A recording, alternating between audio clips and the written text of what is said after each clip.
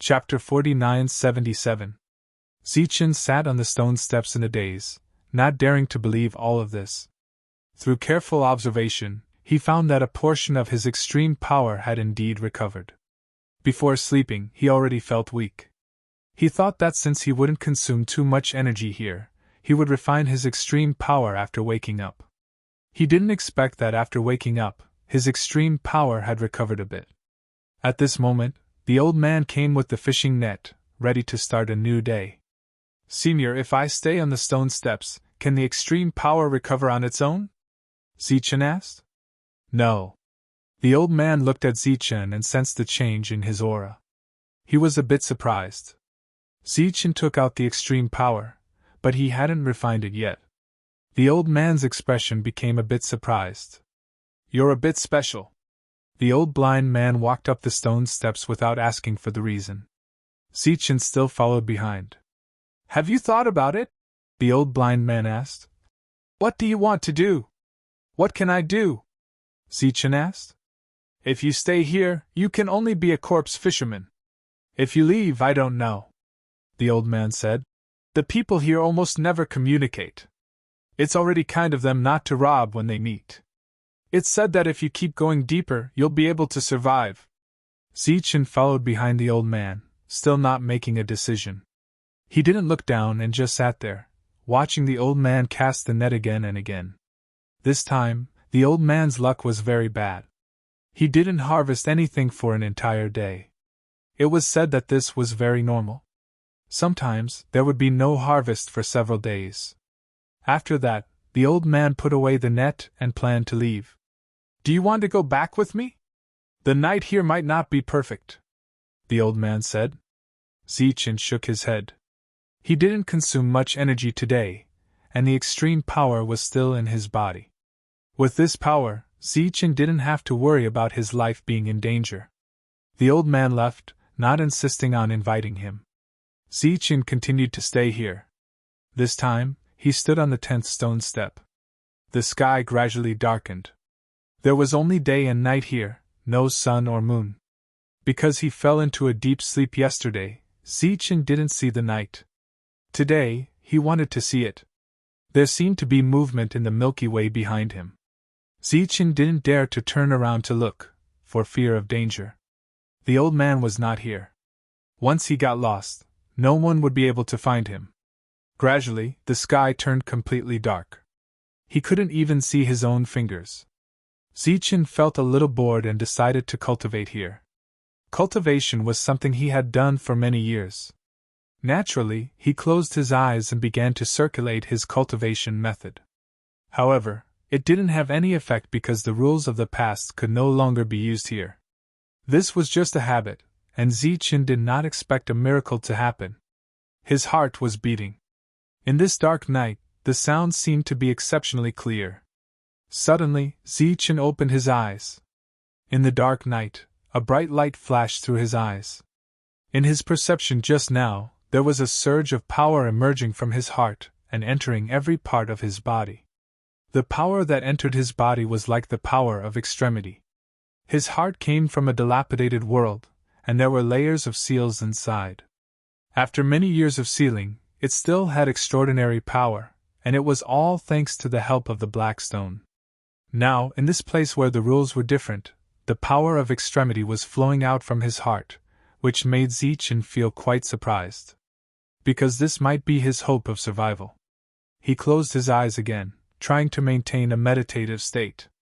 After a while, that strange feeling appeared again. Every time his heart beat, a trace of power would surge out and enter his body. This power was very weak, but it was real. As his heart beat, it entered his body through his blood. Zichen silently sensed it, and this time, he did not make too much of a fuss.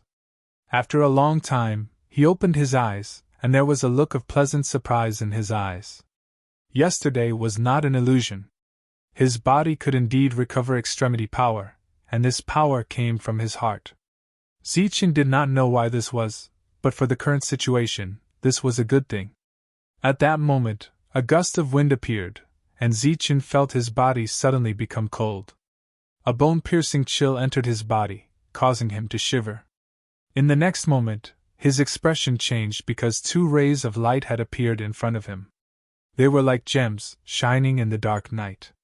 Zichen stood up, his expression full of vigilance. His body glowed as he activated the power of extremity. This was not the light of a gem, but a pair of eyes. In the dark night, Zichen could not see the other side clearly, but he could guess. One man and one beast faced off. The pair of eyes seemed to be getting closer, and Zichen retreated. There were more than 900 steps in total, so he was not worried that the other side would follow him. This was because in Zichen's heart, he felt that the stone steps might be able to stop it. His surroundings became even darker, and only the two rays of light remained. Suddenly, Zichen's heart jumped, and his eyes glowed. This was the celestial spiritual eye. He had successfully activated it. His surroundings seemed to have turned from night to day, and his vision suddenly became clear. In front of him, there was a black beast coldly staring at him. Zichen was not sure if he could kill the other side, so he did not dare to act rashly. And this black beast was also looking at Zichen. Zichen noticed that the other side's body did not light up. In other words, it did not need the power of extremity in here. Why is that? The confrontation lasted for a full 15 minutes, and finally the other side retreated. But Zichen still did not dare to go down, and even retreated a bit, standing in the middle of the stone steps. He had doubts in his heart, so he needed to ask the old man tomorrow. This night was destined to be a sleepless night. When the sky brightened, Zichen sat cross-legged and began to cultivate. He sensed the trace of power in his heart. About half an hour later, the old man came. Zichen went to the bottom of the stone steps to greet him. "Senior, last night, I met a black beast." "Oh?" The old man's expression changed. "It was below the stone steps, and did not come up, but it seemed very fierce," Zichen said. "But I noticed that it did not have the power of extremity around it." "Why is that?" The old man shook his head, indicating that he did not know, because he had never seen such a black beast, only heard of it. "Perhaps they were born here, and their bodies have adapted to the rules here." The old man continued to cast the net. This was just his guess, and he said it casually. However, Zichen's expression changed, because a similar power was being released from his heart. Then what was the connection between the two? Obviously, there was no way to verify it now. At least he had to stay here for a few more days to see his own situation. Suddenly, Zichen thought of something and said, "Senior, can you support me a bit? I want to see the Milky Way." "You will lose yourself in a glance." "I want to try, please help me." "Okay then." Zichen walked forward, and when he was about to see the Milky Way, he used his immortal spiritual eye. Chapter 4978. Too many things had happened recently, and he did not have a single chapter in stock. He could barely keep up with the new book, and would try to write a few chapters in stock tomorrow or the day after. Thunder Martial Arts has not been updated today. Please wait for a moment. After the content has been updated, please refresh the page to get the latest update. Chapter 4979. Zichen saw the Milky Way. It was a dazzling light that contained countless laws. Zichen had never seen some of these laws before. Countless precepts formed an existence that resembled a river that flowed down below. It was vast and mighty, bringing with it a sense of grandeur. Zichen was shocked and glad at the same time. Old Blind raised his head and looked at Zichen. His expression changed. "You can see it?" Zichen nodded. "I think I know what I should do." Old Blind's eyes were filled with shock. "What did you see?" "A Milky Way formed by countless laws," Zichen said. Old Blind nodded. "You're indeed extraordinary." At this moment, Zichen suddenly retreated and sat down. "Why aren't you looking? Isn't it nice?" Old Blind asked again. "It's nice, but I looked down on it." Zichen was helpless. In a short moment, his extreme power had been greatly depleted. Zichen was certain that it was caused by looking at the Milky Way. because when he used the immortal spiritual eye last night, it was not so depleted. However, he was not worried at the moment. He sat beside Old Blind and began to meditate to recover. Old Blind sat at the side and remained silent. After a while, Zichen opened his eyes. His extreme power had recovered a little. Amazing, really amazing! Old Blind sensed it and exclaimed. To him, this was a miracle that he had witnessed. Seems like you have a chance to enter the depths, Old Blind said. Depths? There are many people here who have gone to the depths. Only ordinary existences would stay outside and become corpse fishermen, Old Blind said. Those who go to the depths have some ability. What's in the depths? I don't know. Old Blind did not know about the depths. Zichen did not need to know because he had to rely on himself. Therefore, he wanted to become a corpse fisherman. It's easy to become a corpse fisherman. Go to the edge of the area and use your mind.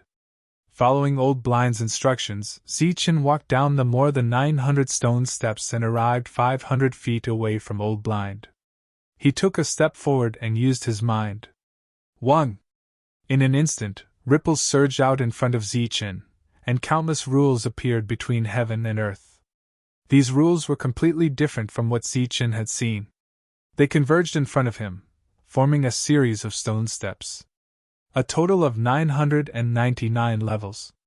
On the stone steps, boundless light shone, and laws flickered. After a while, everything returned to silence. Right now, Zichen seemed to be able to understand why the strange beasts hadn't ascended the stairs yesterday. This place was completely made up of rules, so it might have a deterrent effect on it. Zichen walked up the stairs and arrived at the top. He saw a large net of laws neatly placed there. Zichen glanced at the sky, feeling very surprised. Who created this? Even if they were drawn by rules, who was the one who set the rules here? His eyes flickered as he activated his immortal spiritual eyes. Then, he started to cast the net far away. Zichen then sat down and waved at Old Blind from afar. Afterwards, Zichen withdrew his immortal spiritual eye so that he wouldn't use it any time, anywhere. Zichen closed his eyes and continued to recover.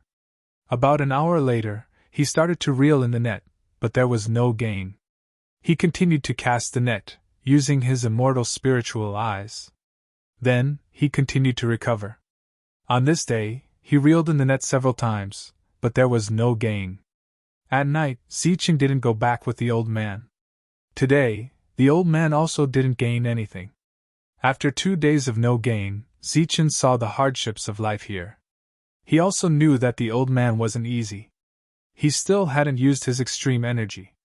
When night came, Zichen sat cross-legged on his own stairs, in the middle. In the dark night, he couldn't see anything. The old man said that this place wasn't safe at night, and that there might be some changes in the Milky Way. With the immortal spiritual eyes, the Milky Way wasn't so scary anymore. Zichen planned to go up and take a look.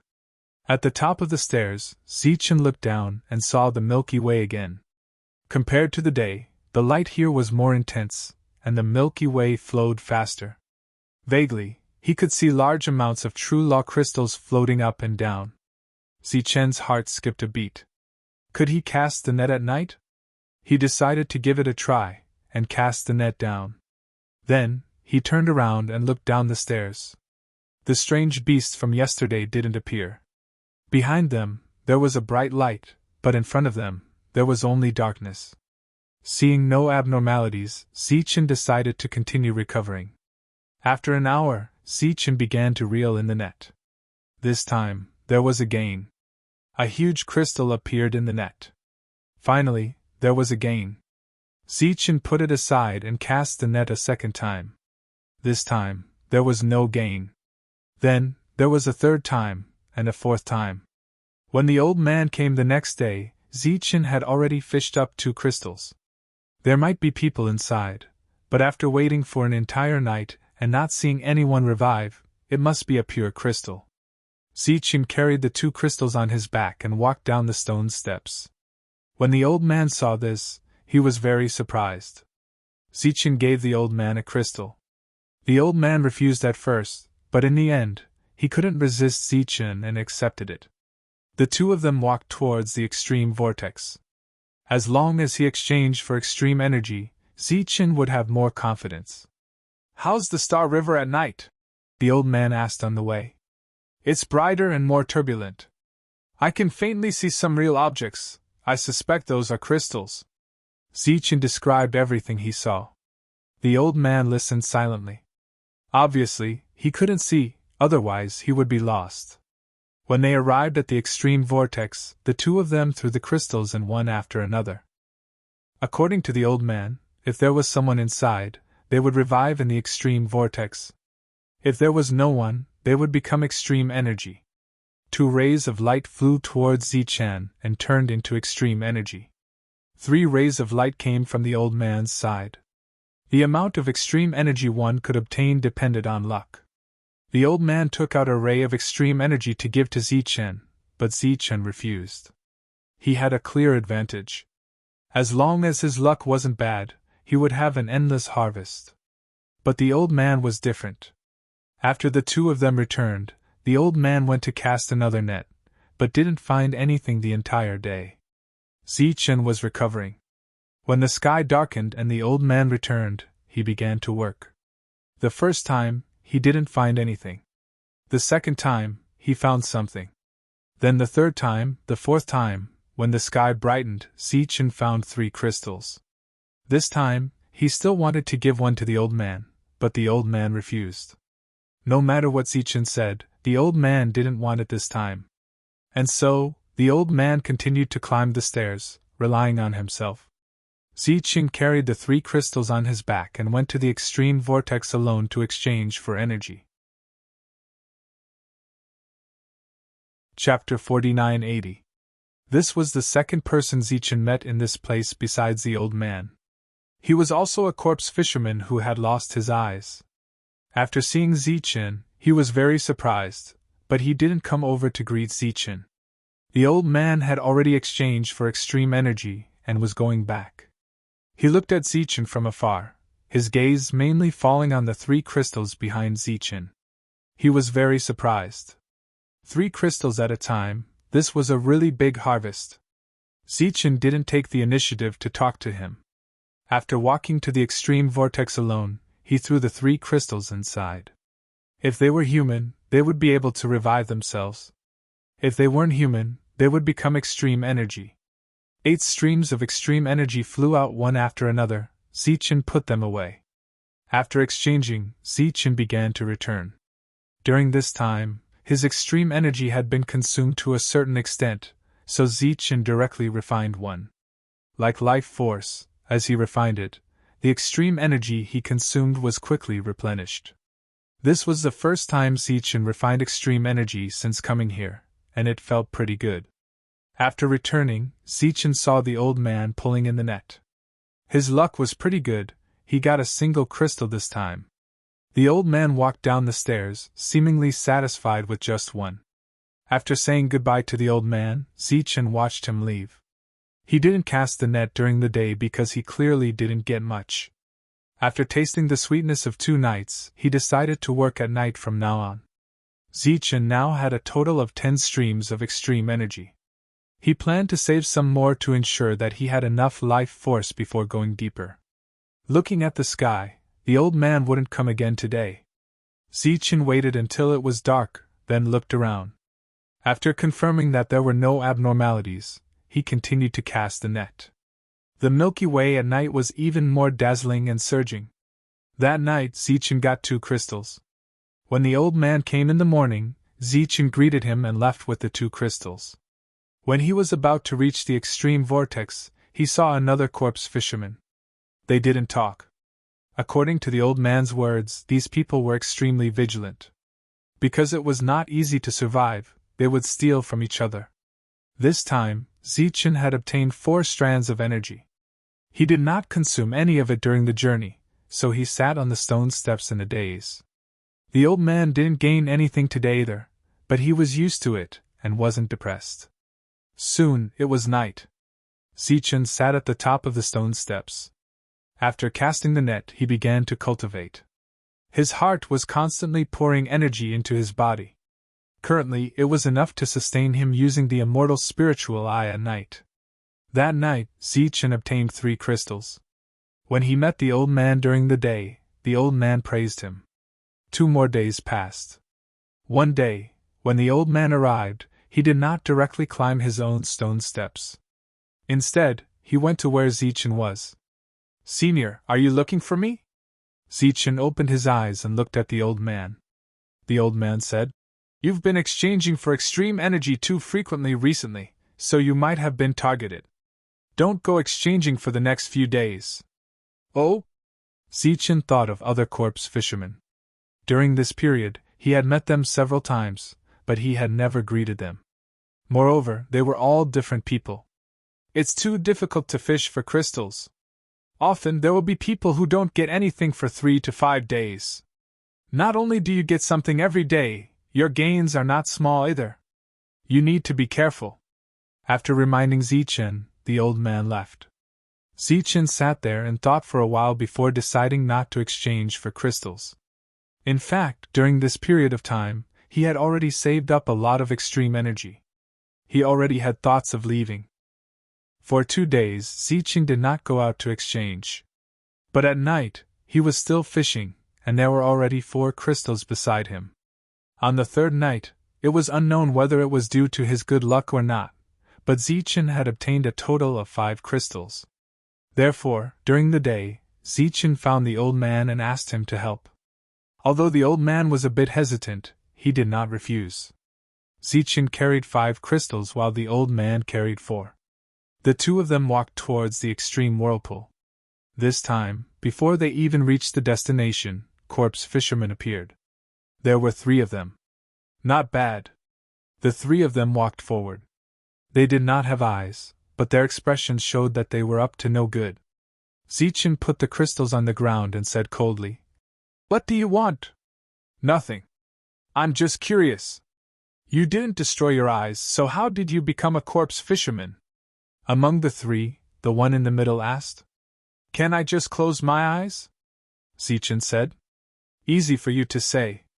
If it was so easy, why would we destroy our eyes?" The other one sneered. "Gentlemen, this seems to be against the rules." The old man walked up. "Old man, are you stupid?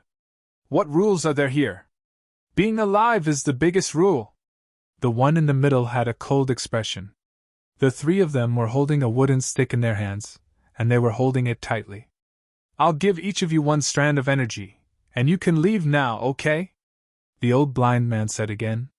"You old thing, it seems that you're really stupid. There are 9 crystals in front of me. Why should I take 3 strands of energy?" The other one's expression was cold. "Because if you take 3 strands of energy, you can live. If you have any ideas about the 9 crystals, you will die," Zichen said coldly. There would be no peace anywhere, so strictly speaking, he was never a good person. For example, Zichen had the intention to kill, but he was willing to give the 3 of them a chance to live. "What a joke! 3 against 2, do you think we're afraid of you?" The other party waved the long stick in his hand and smashed it forward. Zichen clenched his right fist and punched out. Bang! Zichen retreated, his palm burning with pain. "Idiot, how can your body of flesh and blood withstand my weapon?" The other party came forward again and smashed the wooden stick down. The old man took the wooden stick and was about to step forward. "Senior, retreat. I'll deal with them." Zichen's hand flashed, and the bone stick appeared. "You want to compete in toughness?" He smiled coldly and smashed the bone stick down. Whoosh! A ray of light flashed, and the long stick instantly turned into powder when it met the bone stick. At the same time, the bone stick's momentum did not decrease. After destroying the wooden stick, it landed on the other person's body and sent him flying. When the other party fell to the ground, half of his body had disappeared. The other party let out a scream and immediately took out a strand of extreme energy to refine. Seeing this, the other 2 people's expressions changed. One of them said involuntarily, "You're..." Whoosh! Whoosh! Zichen stepped forward and smashed the bone stick down. Since he had decided to kill, there was no need to hold back. Bang! Bang! Two loud tremors sounded, and the two people were sent flying. After they landed, they screamed in horror. One of them took out extreme energy to refine, while the other did not take out his energy in time. His body turned into light and disappeared. Not even a corpse was left. Chapter 4981. The two of them retreated in fear. They didn't expect to meet such a terrifying existence. The old man was also stunned. Zichen's strength was beyond his expectation. "Don't kill me! Don't kill me! Please!" The two of them retreated. At this moment, the extreme energy they had just refined was repairing their disappearing bodies. Zichen's eyes were cold. The bone club in his hand struck again. Since he had decided to kill, of course, he wouldn't be merciful. Swoosh! As the bone stick fell, a ray of light scattered, and a person's body dissipated. "Spare me! I have power! I'll give you power!" The last person shouted in fear, immediately taking out 2 strands of extreme energy. "You have power, but you still want to rob others? I said I would let you leave with me, why didn't you want to? Why do you have to die?" In Zichen's hand, the bone club smashed again. The other party disappeared, leaving behind 2 strands of extreme energy. Zichen bent down and picked them up. It seemed that no matter where he went, there would be disputes. When Zichen returned, he saw 3 more strands of extreme energy. They were left behind by the 2 who had died earlier. It seemed that even if they disappeared, the extreme energy wouldn't disperse. Zichen put away the energy, walked back, and left with his crystals. On the way, he picked up a long club. The old man followed behind. After throwing 5 crystals into it, Zichen received 14 strands of extreme energy. He turned to look at the old man. The old man caught the remaining 4 crystals, then handed them to Zichen. "Senior, farewell." Zichen didn't take them. Instead, he said goodbye to the old man. The old man was startled. "You're leaving?" He knew that Zichen would leave sooner or later, but he didn't expect it to be so soon. Zichen nodded and said, "These strands of extreme energy are my thanks to you, Senior. Thank you for taking care of me during this time." "You can't do that. You're going deeper. That's an unknown place. You need to bring more extreme energy." The old man refused. "I still have a lot on me." "Don't worry, Senior." Clasping his fists at the old man, Zichen turned and left. He walked through the extreme energy vortex, walking forward. The old man kept looking at Zichen until his figure disappeared. "Take care," the old man muttered. He retracted all of his power and turned back. The two of them took opposite paths.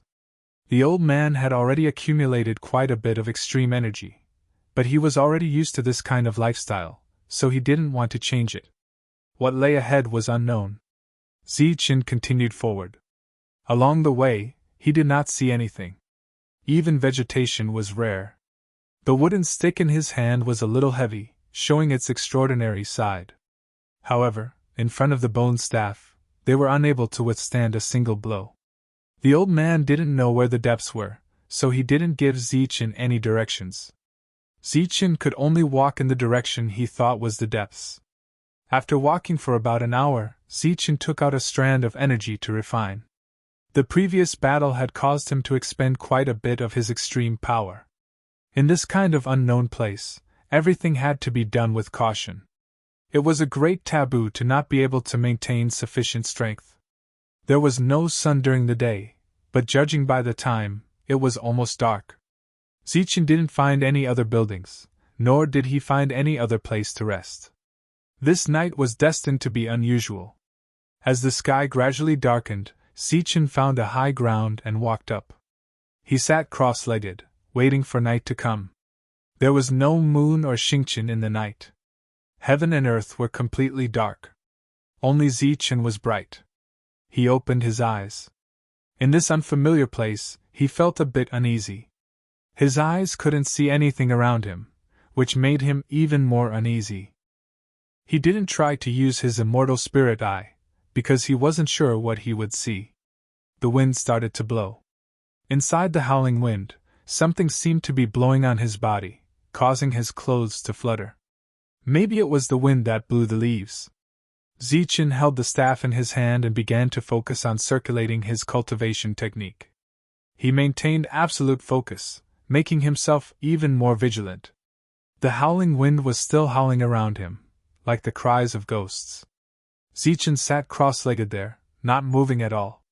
Suddenly, the howling wind stopped. Zichen suddenly opened his eyes. There was a bright light flowing in his eyes. In his field of vision, two strange beasts appeared. They were trying to approach, but when they saw the light in Zichen's eyes, they were clearly shocked and retreated. Swish! The light flashed again. Zichen took out his bone staff. His eyes flashed with a cold light, and he immediately turned around, sweeping the bone staff in his hand. Bang! A strange beast that was pouncing towards him was hit, and its body rolled far away. After it landed, it let out a scream, and then fled in panic. Zichen looked ahead and saw that there were still two beasts that were slowly retreating. Zichen's body emitted light, like a lighthouse in the dark night. As his body spun in circles, there were 8 strange beasts around. His extreme power was quickly depleting. Because this was the wilderness, he needed to replenish his power. Zichen held the bone staff in his hand, pointing at those strange beasts. Whichever one he pointed at, it began to retreat, its cold eyes filled with vigilance and fear. Zichen withdrew his immortal spiritual eye, and the surroundings immediately became dark. But in the eyes of these strange beasts, he was definitely the brightest. Zichen held the bone staff in his hand, and even in the dark night, the bone staff was still bright. He closed his eyes again, but his heart was still unable to calm down. Those strange beasts were still wandering around, and Zichen could feel their presence, but they did not attack. Before, there were signs of attack, but now there were no signs of attack. Zichen suspected that the bone staff had deterred them. In order to test his guess, he poured a portion of energy into the bone staff. 1. The bone staff's luster became even brighter. Zichen heard extremely faint sounds of movement, and those strange beasts were retreating. He opened his eyes again, and used his immortal spiritual eye, and saw that the strange beasts were indeed retreating. They stopped pouring energy into the bone staff, and approached again, but stopped when they were 4 zhang away, and did not come any closer. After repeating this a few times, Zichen finally felt relieved. After swallowing the second strand of energy, he began to meditate cross-legged, and operated his cultivation method. At the same time, his other hand also tightly grasped a strand of extreme power. When he killed those 3 people, Zichen discovered that as long as they were not killed instantly, he could use extreme power to revive them. Therefore, if the bone staff was unable to deter them, he could still replenish his energy at a critical moment after being attacked. This night was undoubtedly torturous for Zichen, but it would eventually pass. When the sky brightened, Zichen completely calmed down, and all the strange beasts retreated. Another 2 hours later, Zichen opened his eyes, and his mental state was extremely good. He jumped down from a high place, put away the bone staff, and picked up the wooden staff from the side, and continued to walk forward. Unknowingly, he increased his speed. This night, he did not spend the night, because he saw a city surrounded by high walls. Chapter 4982. This place could barely be considered a city. There were wooden fences around it that were dozens of feet tall, which should be able to keep those beasts at bay. Zichen walked in and found that there were quite a lot of people here. He became the center of attention as soon as he entered. Everyone was sizing him up, seeming to be very curious. "Excuse me, where is this place?" Zichen asked with a fist salute. "This is Dharma Breaker City." A middle-aged man walked towards Zichen with a smile. "Little brother, where are you from?" Zichen pointed into the distance. "That place." The middle-aged man smiled. "It must have been difficult to come all the way here, right?" He looked at Zichen from head to toe. "You weren't torn apart by the Dharma Breaker beasts." "You're quite lucky." "Dharma Breaker beasts?" Zichun was surprised. You didn't encounter any? The middle-aged man was surprised. I encountered a few black beasts, but I don't know if they're Dharma Breaker beasts, Zichun said honestly. That's them. You've already encountered them, but you still made it here. Looks like you're quite lucky. The middle-aged man smiled. You're new here, so you don't have a place to stay, right? Come, I'll find you a place to stay. From now on, if there are no accidents, you'll be staying here. Zichun thanked him immediately. He didn't know anything about this place, so he really needed someone to lead the way. We're called Dharma Breaker City because we're in the land of Dharma Breaker. As for how we got this name, no one knows. It's just passed down from generation to generation. In short, those who are capable go to better places, and those who aren't stay here. The middle-aged man was very talkative. He talked about things here along the way, and suddenly smiled. Oh, I forgot to introduce myself. I'm Tommy. What about you, little brother? What's your name? Zichun. That's a good name. Tommy spoke gently with a smile on his face. This place is just like the outside world. You're from the outside, so you should have seen the corpse fishermen. They belong to the lowest class in the land of Dharma Breaker. They don't have any goals. They just waste time waiting for death. If they find something, they can live for 2 more days. If they don't, they can only wait for death. All of them are gluttonous and lazy, waiting for death. What a bunch of weirdos, Zichun said. That's not entirely true. They're also very hardworking. Zichun, don't overthink it. I don't mean to belittle them. I'm just talking about their current state. Tommy smiled and said, Think about it. In order to survive, you would rather destroy your own eyes. If you have the courage, why don't you come here? Isn't it better to live there than outside? Actually, we're not that much better off than them. However, relatively speaking, our lives are much easier. Zichun looked at Tommy and asked curiously, How do the people here survive? Hunting beasts, Tommy said. Everyone, let's work together and find the law-breaker beast. After killing it, we'll be able to obtain the extreme energy. Are they easy to kill? Zichun asked again. Of course it's not good to be alone, but it's not a problem if there are more people. However, there are dangers sometimes, and people often die. As they spoke, Tommy led Zichun to a residence that was built with wood and looked very sturdy. In fact, Zichun had already sensed that the wood here was very hard. Although there were few plants along the way, those that were found were all very tough.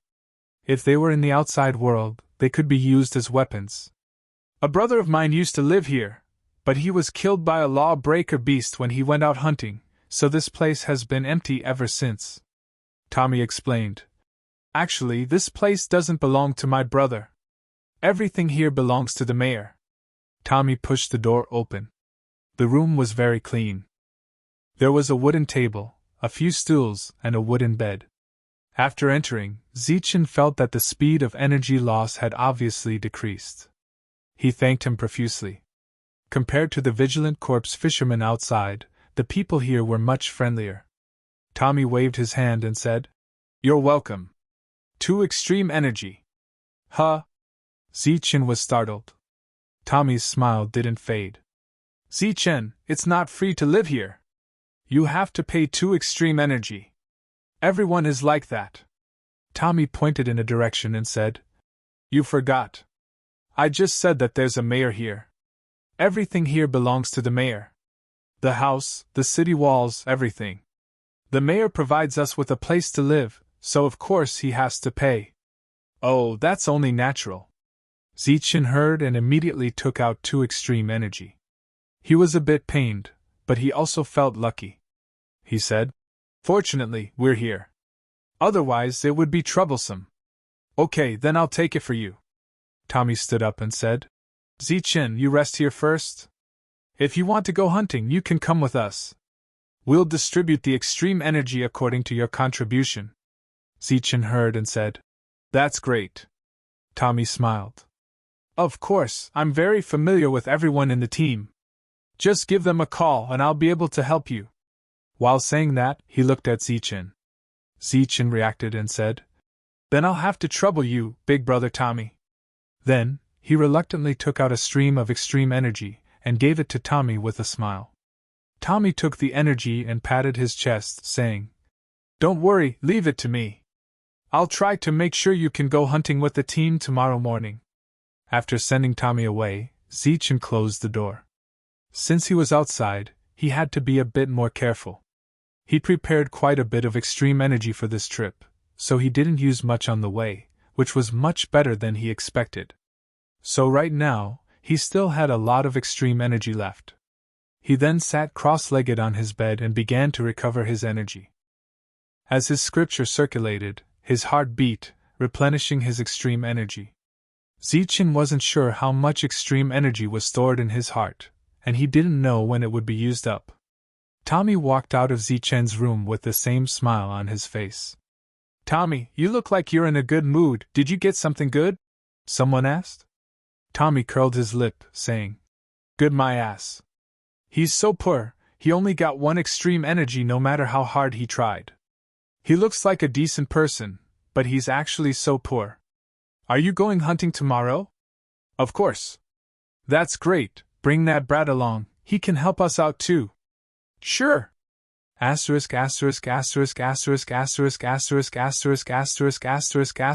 night, Zichen stayed in his room and no longer had the feeling of being on edge. That night, he had a very peaceful night. By the time the sun rose, his extreme power had already fully recovered. Stretching his back, Zichen practiced a set of fist techniques. This was a fist technique from the Saint Spirit realm, but because of the different laws, it didn't have any effect here. Chapter 4983. Zichen opened the door and saw Tommy standing outside with a smile on his face. When he saw Zichen, he scanned him from head to toe. His eyes lit up. "It's done. Let's go." Zichen nodded. After closing the door, Zichen followed Tommy. The two of them walked towards the city gate.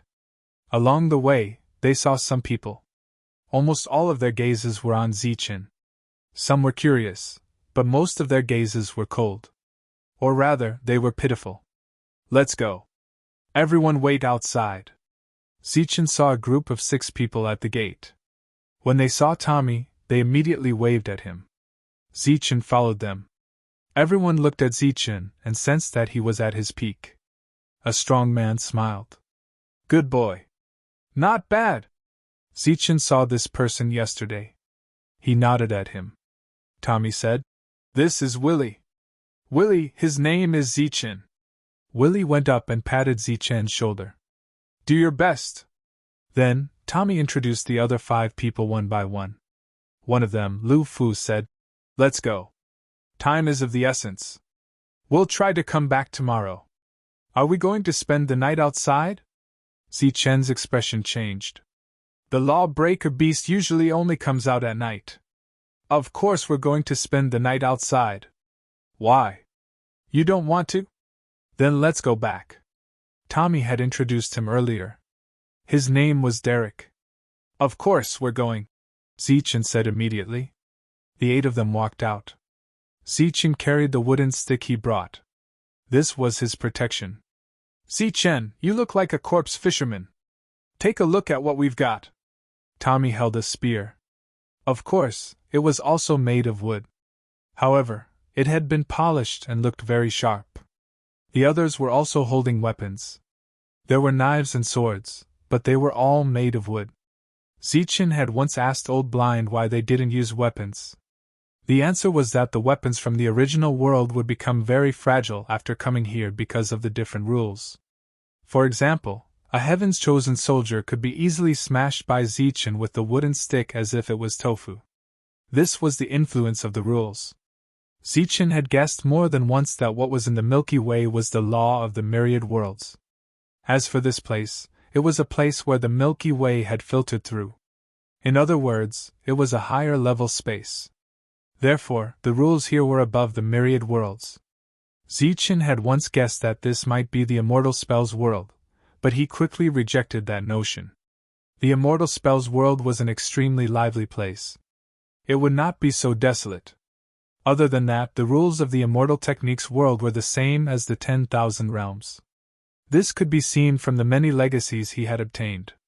At the same time, Zichen also guessed that it was possible that this was the source of the world. The rules came from here, using the Milky Way as the foundation to create the myriad worlds. He had asked the old man about it, but the old man did not seem to care about it. It was as if the old man was the happiest thing in the world. As for the matters of the outside world, the old man had said that he had forgotten many things, as he no longer had any attachments. But Zichen could not. He still had friends and family. He had to go back. Even though this path was very bumpy. Everyone was holding wooden weapons, and no one was holding bone weapons. Zichen had tried it before. Other than extreme energy, which could be stored in the devil's space, nothing else could be stored.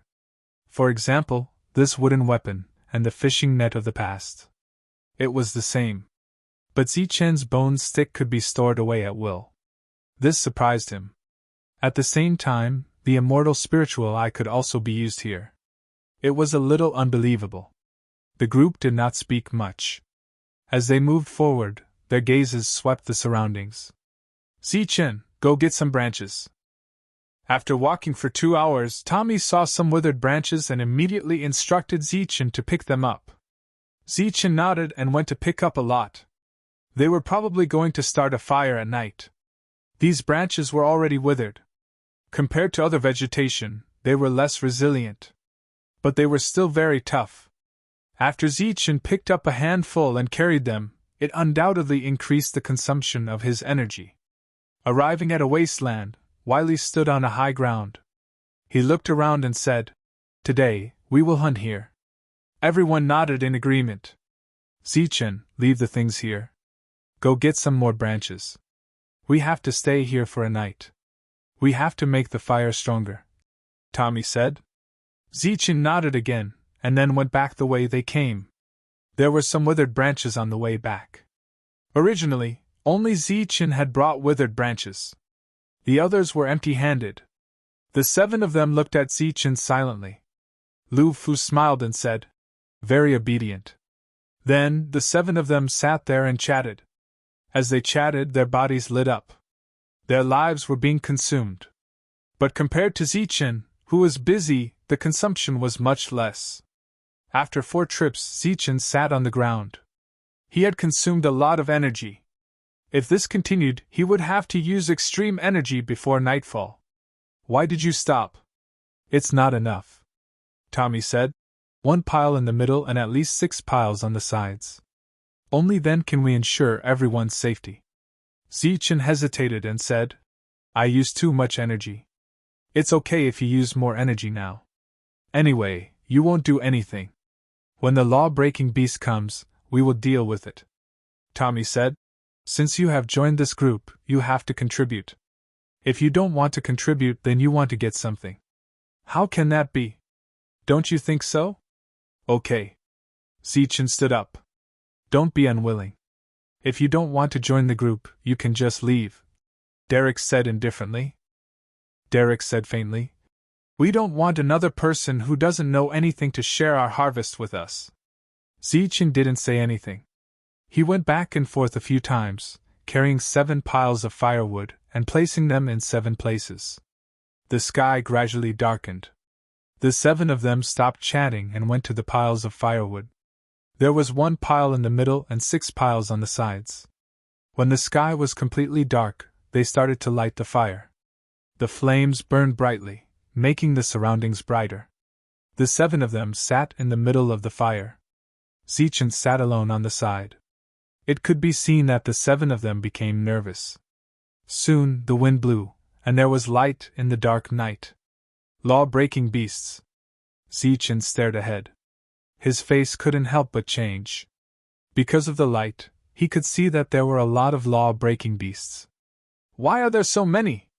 Willie and the others were stunned for a moment before their expressions turned ugly. "Our luck is really bad. We can only admit that we are unlucky." Tommy stood up and looked at Zichen. He said, "Zichen, we have to go back." "Now?" Zichen was slightly stunned. It's so dangerous. How can we go back? Take care. A voice suddenly came from behind Zichen. When he turned around, Derek stabbed his saber into his chest. Pulling out his saber, Derek walked away. Chapter 4984. Seeing that the situation was not good, they immediately retreated. One had to admit that everyone left very decisively without any hesitation.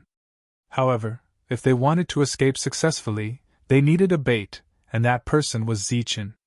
Looking at the other party's skillful movements, he must have done this many times. Zichen used a strand of energy to join the team, but they actually used him as cannon fodder. Zichen fell to the ground, and his extreme power was quickly dissipating. The dissipating power seemed to have a unique aura to the law-breaking beasts. The eyes of those law-breaking beasts changed obviously, and they gradually became irritable. Everyone left, but they did not chase after them. Instead, they stared at Zichen. Under the light of the bonfire, Zichen saw that the law-breaking beasts were trying to approach. He immediately took out a strand of energy to refine, but for some reason, his injuries were difficult to recover quickly, and his power was still dissipating. These law-breaking beasts began to approach, and a few of them lowered their heads, preparing to attack. Whoosh! Zichen took out his bone staff, and a wave of pressure immediately spread out.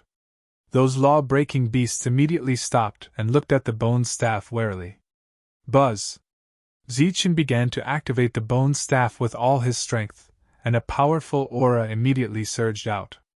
Those law-breaking beasts began to retreat, and there was fear in their eyes. With his injuries and the bone staff, Zichen's energy consumption was increasing rapidly, but he could not care about that now. He had to survive first. Hate those few people? Curse them out loud? He did not have the time at all. He sat up, and then waved the bone staff back and forth. Those law-breaking beasts retreated again, and they were already out of the range of the bonfire. Zichen retracted some of the bone staff's energy, stood in the middle of the bonfire, and accelerated the refinement of the energy, trying to recover first. Before the first strand of energy was completely refined, he took out the second strand. Zichen had seen with his own eyes that a corpse fisherman's body dissipated because he did not have time to refine the energy. He obviously did not want to go to this step.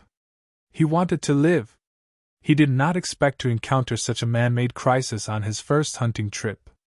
Zichen leaned against the center of the bonfire and slowly turned. The bone staff supported the ground, releasing a faint light. The law-breaking beast's eyes were fixed on him. Zichen was still refining the G energy. His injuries had recovered slightly. Once again, the second beam of energy had not been consumed. He took out the third beam, not daring to delay in the slightest. His power was being consumed one after another. The law-breaching beasts were still around, pacing around the bonfire. The vegetation here was extremely hard and resistant to fire. It was precisely because of the existence of these flames that Zichen felt slightly more at ease. If the surroundings were pitch black, it would be even more dangerous. This night was extremely torturous for Zichen, even more so than the first night. His power was constantly being depleted, but he didn't dare to stop at all. 1. His eyes flickered as he activated his celestial spiritual eye to clearly see the law-breaching beasts around him. There were a total of 15 of them. This made Zichen even more wary of acting rashly. After 2 hours, Zichen had consumed 10 strands of energy. But the night was still long. Another 2 hours passed, and another 8 strands of extreme energy were consumed. Zichen's injuries were completely healed, but the total consumption of 18 strands of extreme energy was still astounding.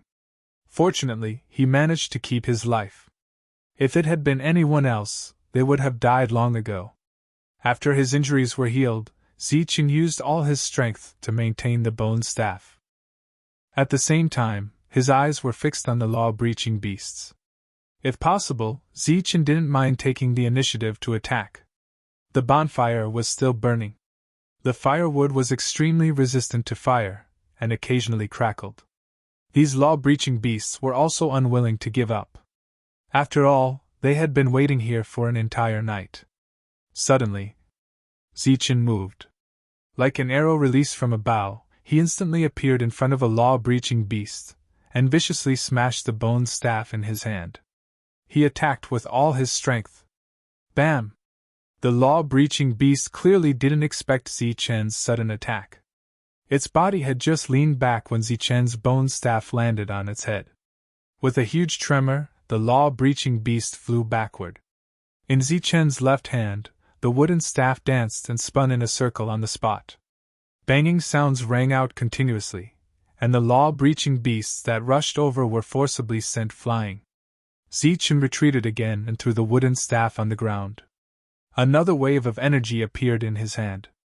A piece of his back disappeared, and a piece of flesh on his leg was also missing. However, there was no blood flowing out of his body. Only extreme energy was constantly dissipating. Just as he suddenly attacked, the other law-breaching beasts also attacked.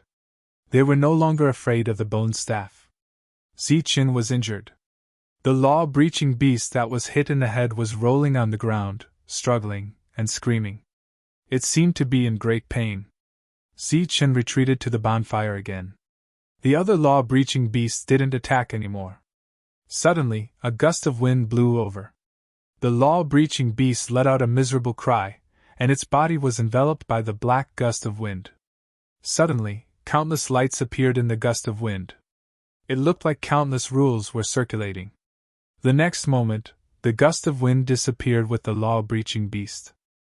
And in the place where the law-breaching beast disappeared, there were some extreme energies scattered. There were a total of 9 of them. Zichen's expression changed, and he felt that it was unbelievable. Was that a smaller version of the extreme vortex just now? Zichen's crystal stones had been exchanged from the maelstrom of extremity. However, just now, there seemed to be a smaller version of the extreme vortex in the gust of wind. It disintegrated the law-breaching beast's body, leaving behind extreme energies. The extreme energies were scattered there, and Zichen didn't pick them up. And the law-breaching beasts didn't seem to be interested in those energies. They just looked at Zichen. This stalemate lasted until the sky brightened. After Zichen could see things clearly without the immortal spirit eye, he had great confidence. At this moment, the law-breaching beasts retreated. The 9 extreme energies were scattered on the ground. After the law-breaching beasts left, Zichen picked them up. In just one night, Zichen had expended 23 strands of extreme energy, and finally managed to preserve his life.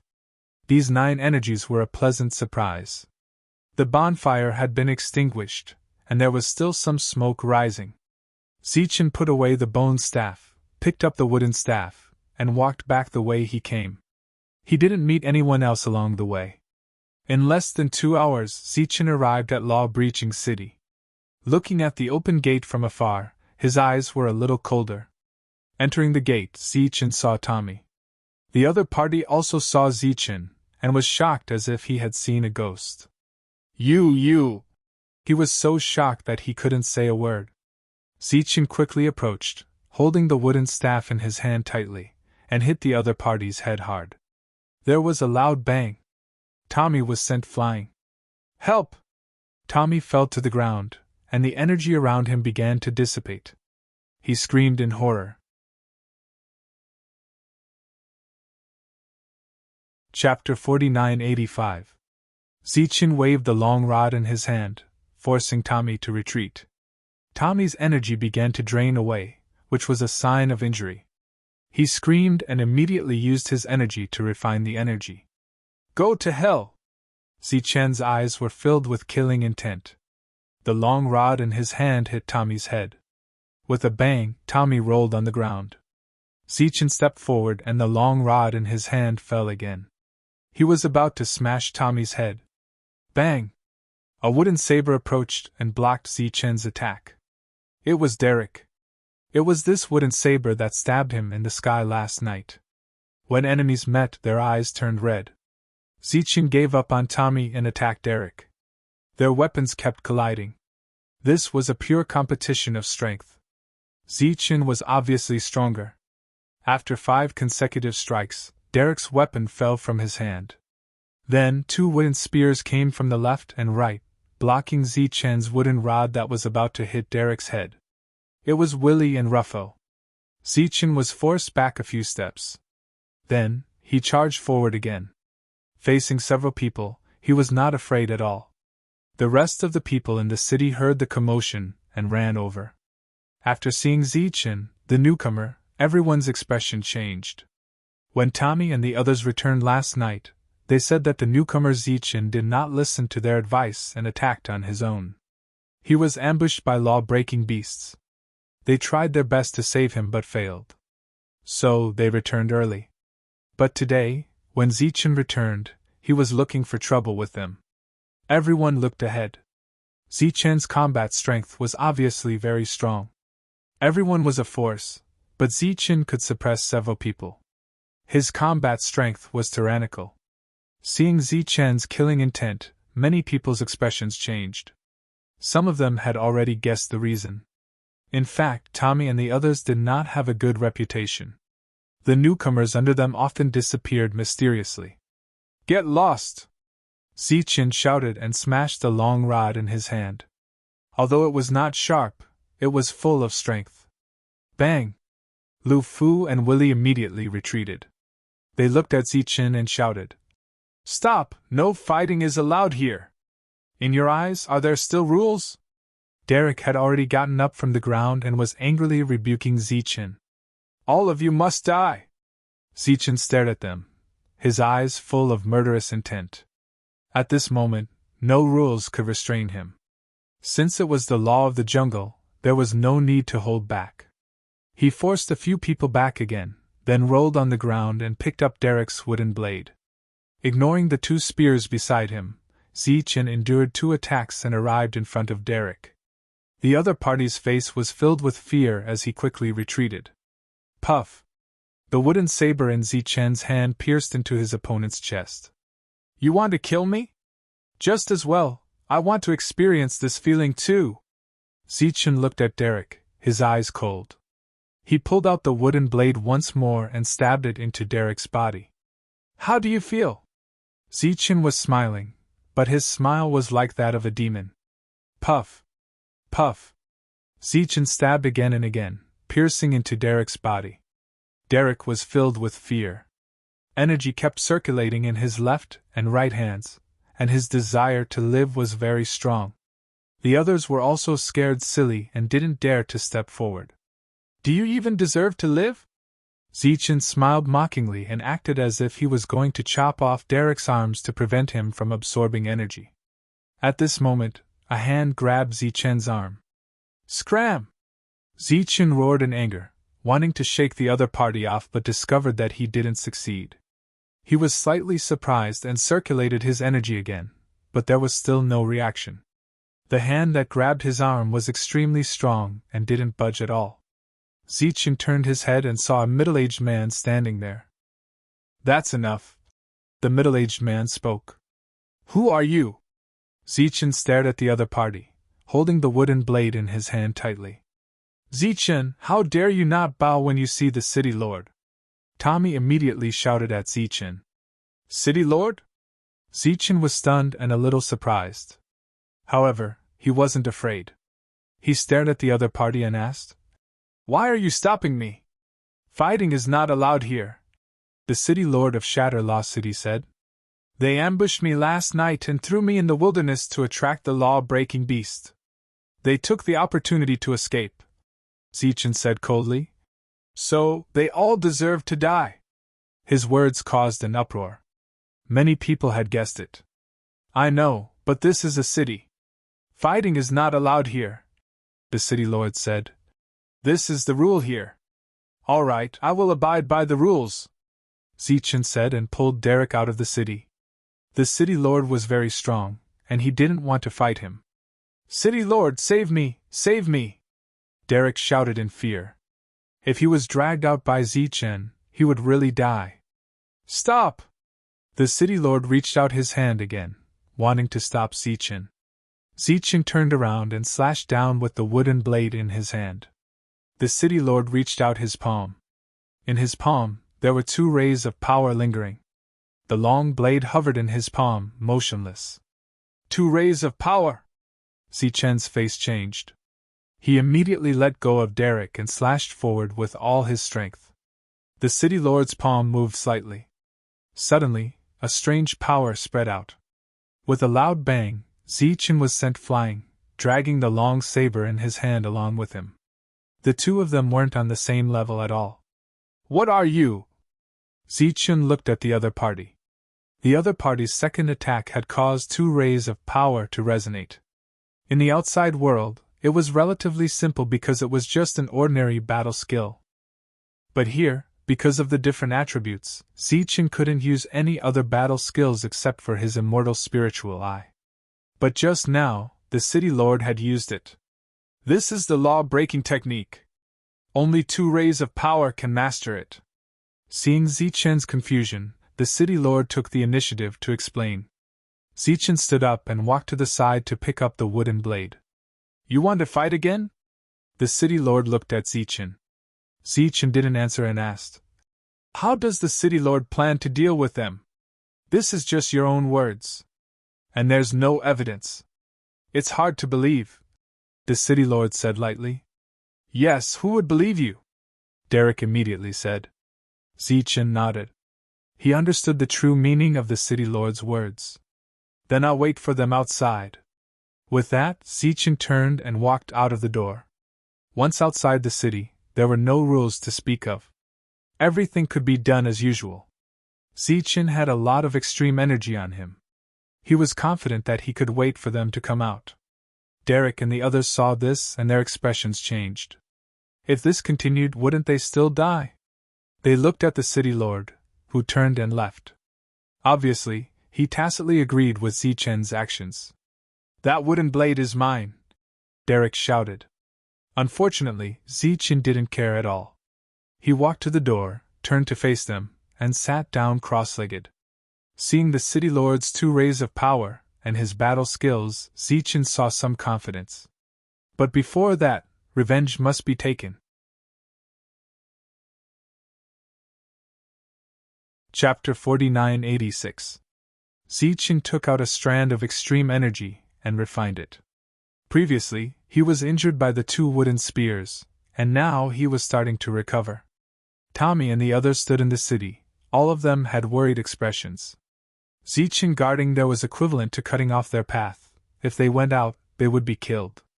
Although there was more than one gate, once they left the city, it would be the beginning of the danger. They looked at each other, but there was nothing they could do. Who would have thought that Zichen would be able to survive that kind of situation? How did he survive against so many lawbreaker beasts with a broken stick in his hand? They couldn't understand. If he stays outside, he will only die, Derek said coldly. We will exhaust him to death like this. The others weren't optimistic. Zichen could survive that kind of difficult situation last night. Now that he was outside the city, his chances of survival would be much higher. Because the danger here was much lower. There was no show to watch, so the crowd dispersed. Zichen was still guarding outside. During this period of time, there were groups that left. When they passed by Zichen, they all looked at him curiously. Placing the long stick beside him, Zichen held the wooden blade tightly. After refining a strand of extreme energy, his injuries had already healed. Extreme energy had a wide range of uses. It could be used to heal life. It could also be used to heal injuries. It could be considered omnipotent. Tommy and the others had already returned. If they continued to stay outside, the consumption would increase. Obviously, the losses outweighed the gains. Time passed, the sky gradually darkened. Zichen, who had been standing there all this time, moved. He didn't return to the city, but went to the side to pick up some firewood and placed it at the city gate. The sky darkened, people came back one after another. After seeing Zichen standing outside the city, some of them had a strange expression. They all came back from outside. They didn't know what happened during the day. Zichen held the wooden blade, still standing there. Soon, the sky darkened. An old man came to the gate. He was about to close it. Little brother, come in quickly. The old man saw Zichen standing outside and immediately shouted. Zichen shook his head. Little brother, It's dangerous outside, come back quickly. The old man added. Don't be angry. Come back tomorrow morning. If you stay outside like this, you'll only consume more energy. Zichen cupped his fists at the other party and said, Thank you, Senior. I'll stay here and kill whoever comes out. If they don't come out, they can just die inside. Zichen had the confidence to exhaust them to death. Looking at the determined Zichen and the firewood next to him, the old man shook his head and sighed. Then I'm going to close the shop. Be careful, little brother. Zichen nodded and turned around, his back facing the closed wooden door. As the flames rose, Zichen lit up 3 bonfires, 2 in front of him and 1 behind him. He sat not far from the wooden door. Even if there were spell-breaking beasts at night, they would not appear from this direction. As for Tommy and the others, if they dared to come out, he would make sure that they would never be able to return. The sky was completely dark, and the surroundings became extremely quiet. However, for some people in Spellbreaking City, it was clearly a sleepless night. In fact, the area here was not big. Instead of calling it a city, it was more like a small village. At this moment, many people saw the flames burning outside the fence. Many people were shocked. Daring to waste energy like this and waiting like this made Zichen even more determined to kill them. Tang Misai and the others were also paying attention to this scene. All of them were extremely shocked. At the same time, they were secretly regretting that they had provoked such a man. Now, Zichen did not even enter the city at night. It was obvious that he would not rest until they were dead. Derek, who had once stabbed Zichen, closed the window. His eyes were extremely cold. Humph, it's best if a spell-breaking beast comes and tears you apart tonight. Many people had the same idea. If one stayed outside alone, it was very likely that he would attract a spell-breaking beast. If Zichen was really killed by the spell-breaking beast that night, it would be the best thing that could happen to everyone. Still outside? The old man closed the door and went back. He lived in the mayor's mansion, which was a relatively large residence. The mayor stood at the door and looked at the old man. That little bro is quite stubborn. He won't come in no matter what, said the old man. This is not stubbornness, but confidence, the mayor said. If he dares to stay outside alone, it means that he is not worried about wasting energy or spell-breaking beasts. Tommy and the others have really messed with someone they should not have messed with this time. The old man nodded. He was already used to this kind of thing. However, he did not expect Zichen to survive and come back. However, when he thought of the scene during the day when Zichen suppressed several people, the old man seemed to understand. Night fell. Some people fell asleep, while others were still paying attention to the outside. The bonfire was still burning, crackling from time to time. Suddenly, a gust of wind blew, and the flames began to sway. Zichen's hair was slightly lifted. Zichen gripped the knife in his hand and opened his eyes. Within the range of the fire, everything was normal. There was no danger. He turned his head slightly and looked to both sides. There was nothing unusual.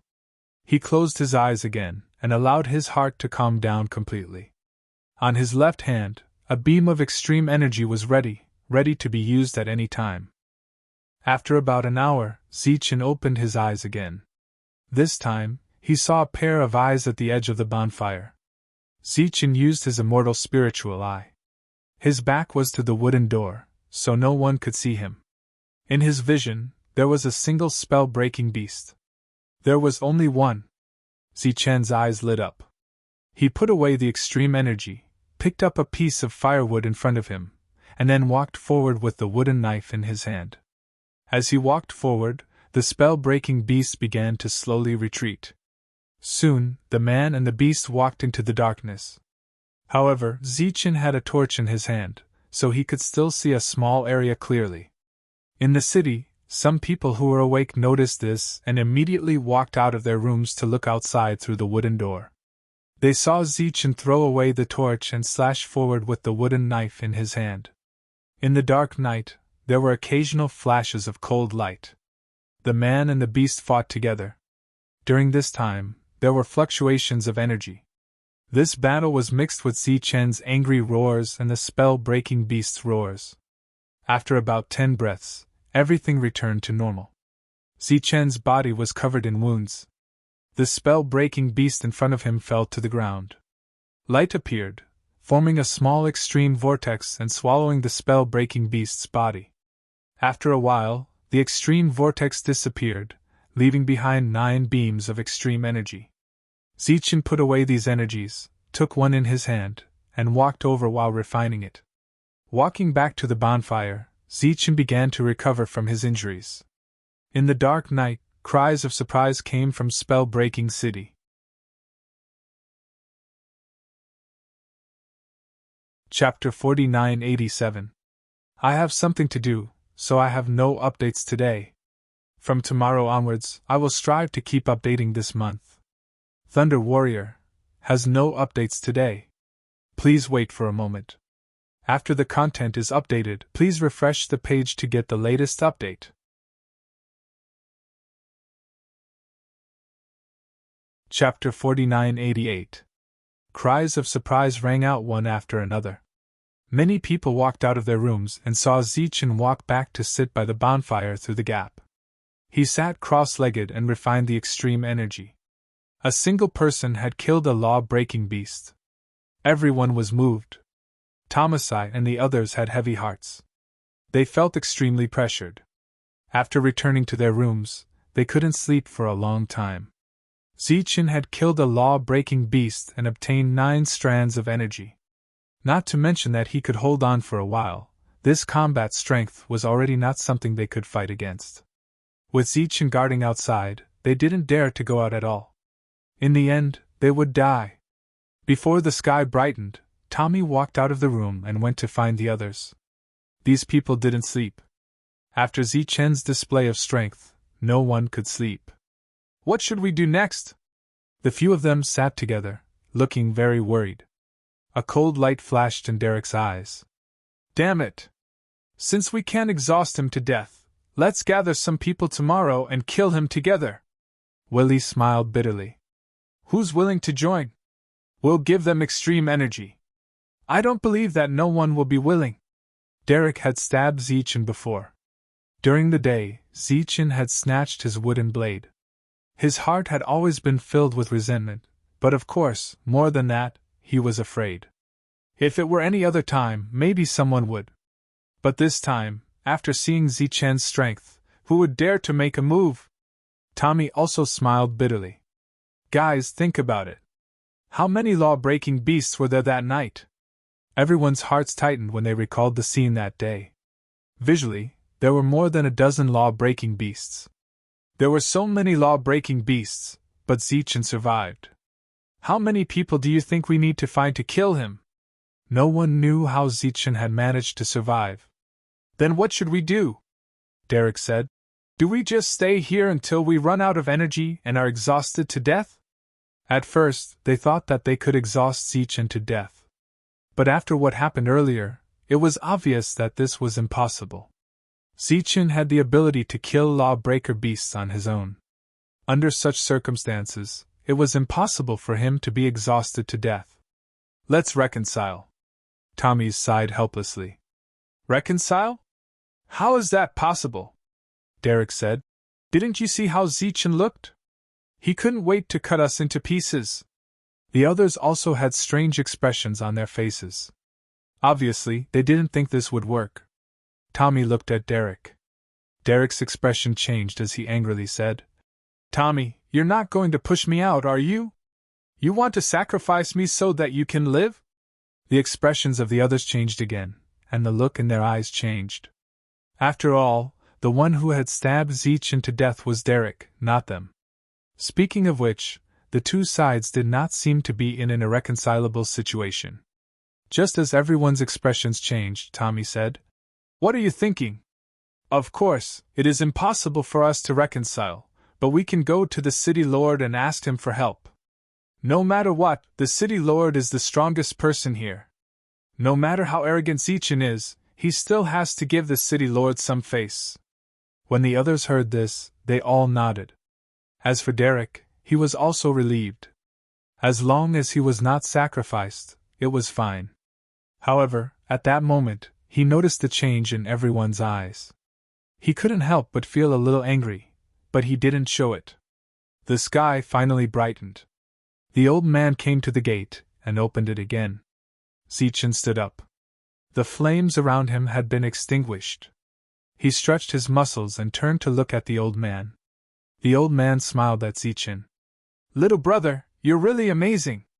Obviously, the old man also knew that Zichen had killed a lawbreaker beast alone. "Senior, you flatter me." "I was just lucky." After the old man left, the others appeared.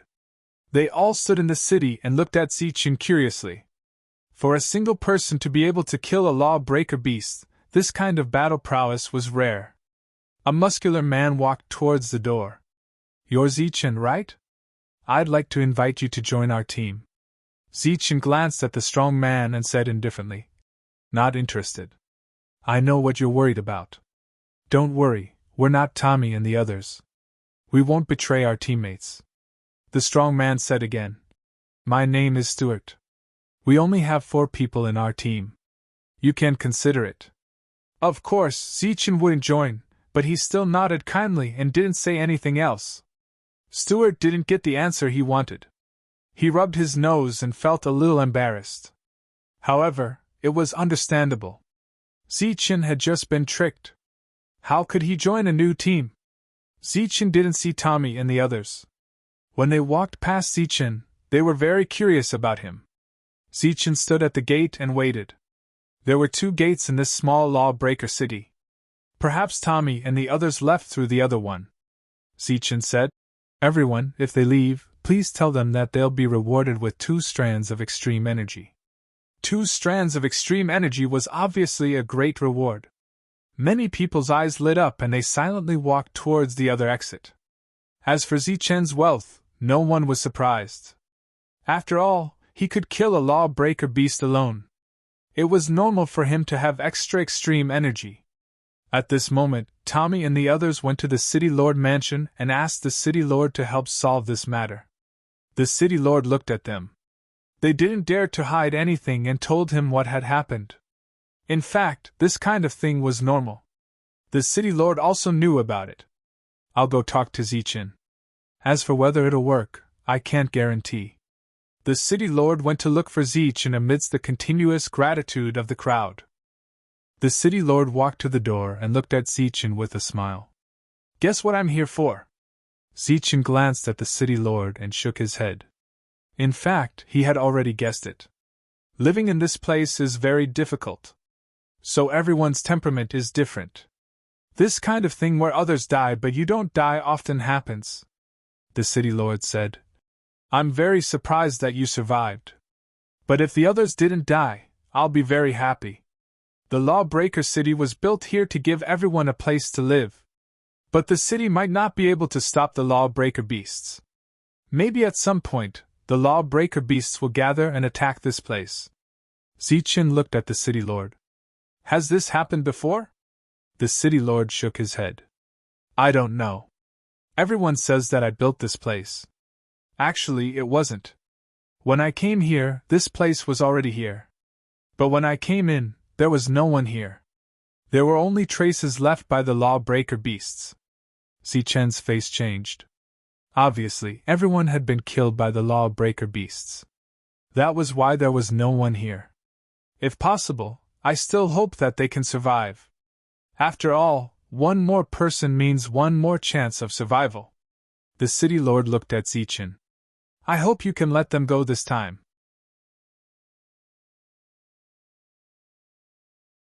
Chapter 4989. Zichen didn't take too long to consider. He agreed to the settlement, and stated his conditions.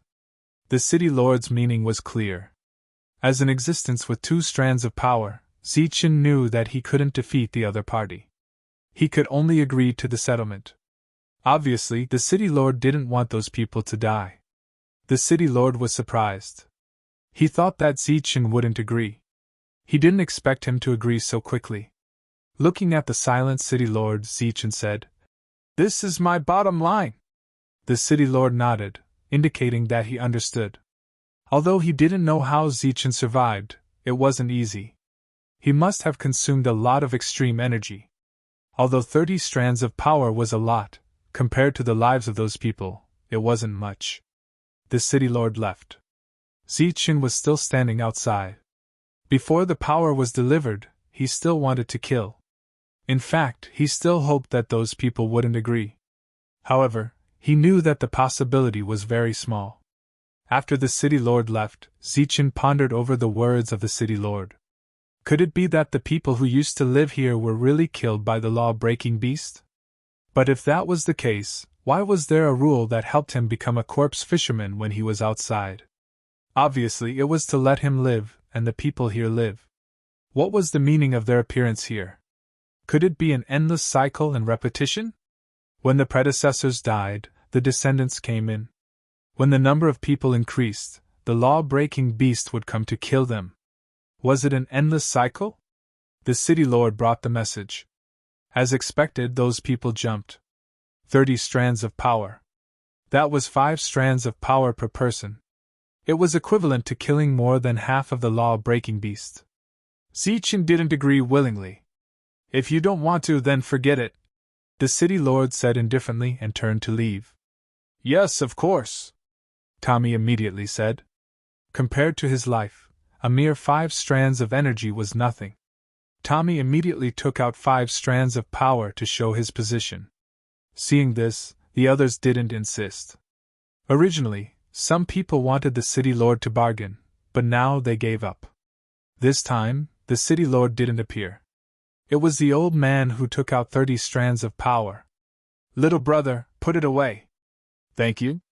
Zichen put away the extreme energy, then picked up the staff and the wooden saber beside him and walked back to his residence. Along the way, many people were pointing and whispering. They all saw Zichen take the power from the old man's hand. Today's 30 rays, in addition to yesterday's 9, made a total of 39 rays, and this did not include Zichen's original extreme energy. With so much power in his body, he was undoubtedly an extremely wealthy existence. Many people looked at Zichen with envy in their eyes. Of course, there were also other expressions among them. Zichen didn't greet anyone. After returning to his room, he collapsed onto his wooden bed.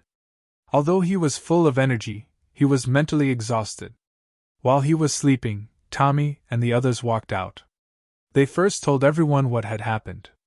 Of course, the 30 strands of extreme energy were the main focus. Based on my estimations, Zichen has at least 50 strands of power, Tommy said confidently to the 2 of them. After the 2 left, they chatted with others and added a little more to this number. When the sky turned dark, everyone believed that Zichen had at least 100 strands of extreme energy on him.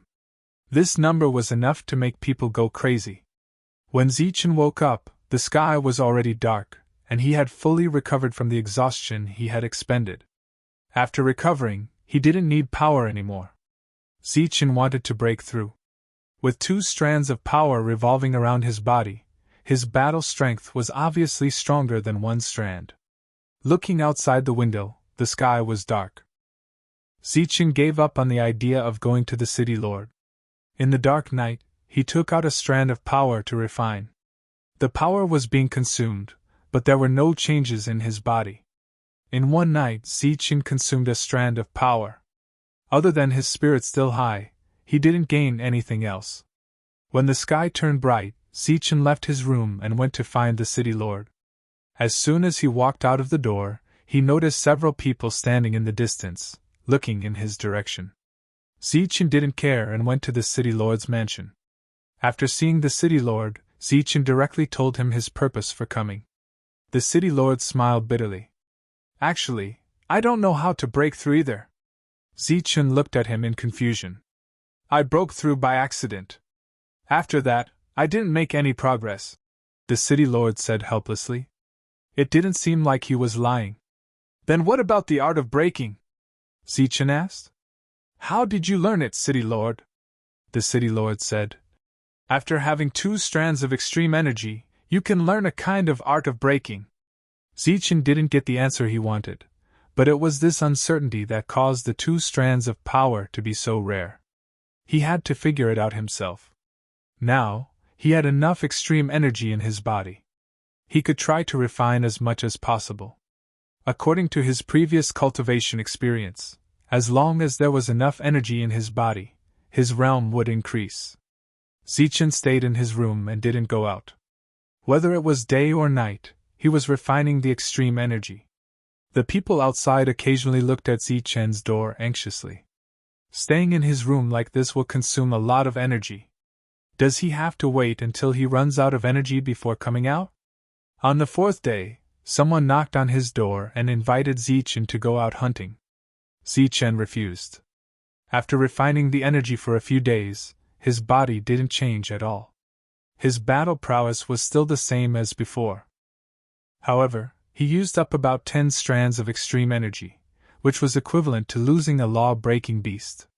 Could it be that I'm on the wrong path? Zichen muttered in his mind. On the 5th day, he decided to go outside. Perhaps he would be able to break through if he encountered some kind of danger. Zichen opened the door and saw quite a few people around. As he came out, everyone's gazes shifted away. Zichen glanced at them but didn't care. He took the wooden club and blade and left the city. Should we remind him? The old man and the city lord stared at Zichen's back as he left. The city lord shook his head. If he dares to go out alone, he's naturally confident. We don't need to do anything unnecessary. Not long after Zichen left, 2 more groups left. One of them was Tommy's group. Zichen walked forward. Whenever he found a tree branch, he would deliberately pick it up. There were no law-breaking beasts here during the day, so he didn't know where they were hiding. Only at night would these law-breaking beasts come out.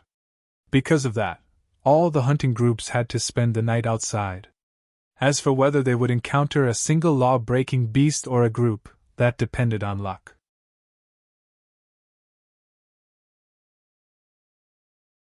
Chapter 4990. Noticing the people behind him, Zichen did not care. He was still picking up some firewood to use at night. In fact, Zichen had the urge to go back. After all, the old blind man had said that in the extreme vortex, one's power could be strengthened. However, the journey was too far, and no one knew what would happen on the way. After thinking about it, he chose to give up. The people behind him only had one force. Of course, Zichen was not afraid. Although there were many of them, in front of the bone staff, they were just a matter of being knocked down. Previously, Zichen wanted to use the bones of the law-breaking beast to refine a weapon. However, as long as the law-breaking beast was killed, the rules would appear and forcefully decompose its body, exchanging it for the purest energy. Zichen was very surprised by the restriction of the rules. Even if he had a world, and he was the master of that world, and the world could move according to his thoughts, he could not do this. This place was full of mysteries and miracles. Coming to a plain, Zichen put the firewood he carried on the ground, then turned around and continued to pick it up. He completely ignored those people who came. When he came back for the second time, he found that the firewood he put together was thrown everywhere. Zichen frowned slightly, and a cold light flashed in his eyes. He continued to put down the firewood, picked up the previous ones, and left again. In this place, it was not easy to pick up firewood. When he came back, he saw the scattered firewood again. At the same time, there was a person sitting on a rock next to him. He crossed his legs and looked at Zichen with a smile. You did this? Zichen looked at him. No, it was already like this when I came. The other party smiled contemptuously and said, Let's discuss something? Zichen looked at him. I haven't harvested for a long time. How about you lend me a few strands of extreme energy? The other party looked at Zichen. How many? Zichen asked. 7 or 8, 10, 20. The other party didn't seem to have expected Zichen to ask such a question. After a slight hesitation, he said the largest number. Zichen asked again. Why is it 20? I obtained 30 strands of energy from them. The man said. I'm guessing that you've wasted a lot of them in the past few days, so I only need 20. Give me 20 strands of energy and I'll leave. Zichen put down the firewood and piled it up beside him. He said casually, "Didn't you say you wanted to borrow it?" A hint of anger immediately appeared on the man's face. "Are you playing dumb with me? I'm already very patient. Don't be so shameless." He took out the wooden sword from behind him, stood up, and pointed it at Zichen. "If you don't want to die, hurry up and take it out. Are you sure you don't want to call the others out?" Zichen was still piling up rocks. "If we don't call them out now, we might not have the chance later." The man's expression changed. He naturally knew Zichen's methods. In the end, he gritted his teeth and said, "Cut the crap. You!" Before he could finish, Zichen turned around and pounced on him like a cheetah. Zichen's speed was so fast and unexpected that the other party couldn't react in time. His body fell heavily to the ground. Zichen took advantage of the situation and sat on him. His fists flew, constantly swinging and punching his body. The punches fell like rain, and the sound of punches rang out continuously. "You!" The other party wanted to curse, but at that moment Zichen used his left hand to snatch the wooden sword from the other party's hand. Then, he slashed the other party's neck. His strength began to fade rapidly. His eyes were fixed on Zichen. "Why do you have to do this?" Zichen glanced at him, then stood up. The man clutched his neck with one hand and used the other to refine the energy in a panic. At this moment, he didn't even dare to scream, because he was worried that he would lose too much of his life. "Pooh!" After standing up, Zichen stabbed the long sword into the other party's chest again. The long sword pierced through the heart and into the ground. The man's body began to tremble. His eyes widened to the limit. With this kind of injury, even if he had strength in both hands, he couldn't save his life. "Why do you have to do this?" Zichen walked back and began to fiddle with the branches. He divided them up one by one for use at night. A few people appeared in the distance, but they didn't dare to approach. They stood there, looking at the scene in shock. The man's body continued to struggle. He was extremely unwilling. In the end, his body disappeared into thin air. Only a wooden sword remained, piercing the ground. Zichen placed the firewood in piles. There were a total of 7 piles. There were 6 piles on the sides and 1 pile in the middle. He deliberately enlarged the range of the firewood. While he was doing this, the others stood in the distance. Looking at the calm Zichen, these people had an indescribable feeling. The disappearance of their companion was a great blow to their hearts. After doing all this, Zichen was clearly exhausted. However, he wasn't in a hurry to recover. In the past, he didn't know anything about this place. The unknown made him afraid. But now, he understood the situation here and even understood the situation of the others. Naturally, he wasn't afraid. The bone rod was his greatest advantage. The sealed heart could also help him recover. That was why Zichen was fearless now. Zichen sat down cross-legged and habitually began to cultivate, even though he knew it was useless. In another direction, Tommy and the others stood there. Naturally, they didn't look happy. They had killed one person so quickly and scared the other team. This was very troublesome. "We can't do it without a leader," Derek said in a deep voice. "The few of us have to do it. Together with the 6 of them, there's a total of 12 people. Can't we kill one person?" Tommy was still a little hesitant. He recalled the scene when Zichen fell to the ground last time. There were more than a dozen lawbreaker beasts eyeing him. How did he survive? "Don't be so wishy-washy. If we don't kill him now, we'll be killed by him in the future." Derek was the only one in the group who had attacked Zichen. Therefore, he knew that even if Zichen was willing to let the others go, he wouldn't let him go. He walked out. Everyone wanted to kill him. They just needed someone to take the lead. He was willing to be the one taking the lead. After Derek walked out, the expressions of Tommy's and the others changed. "Zichen!" Derek yelled. Zichen opened his eyes and looked at him. Derek walked forward. Tommy and the others could only follow behind him.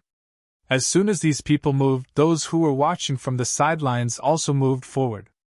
Zichen estimated that there were a total of 12 people. If it were 12 lawbreaker beasts, he might be afraid. However, he wasn't afraid of 12 people.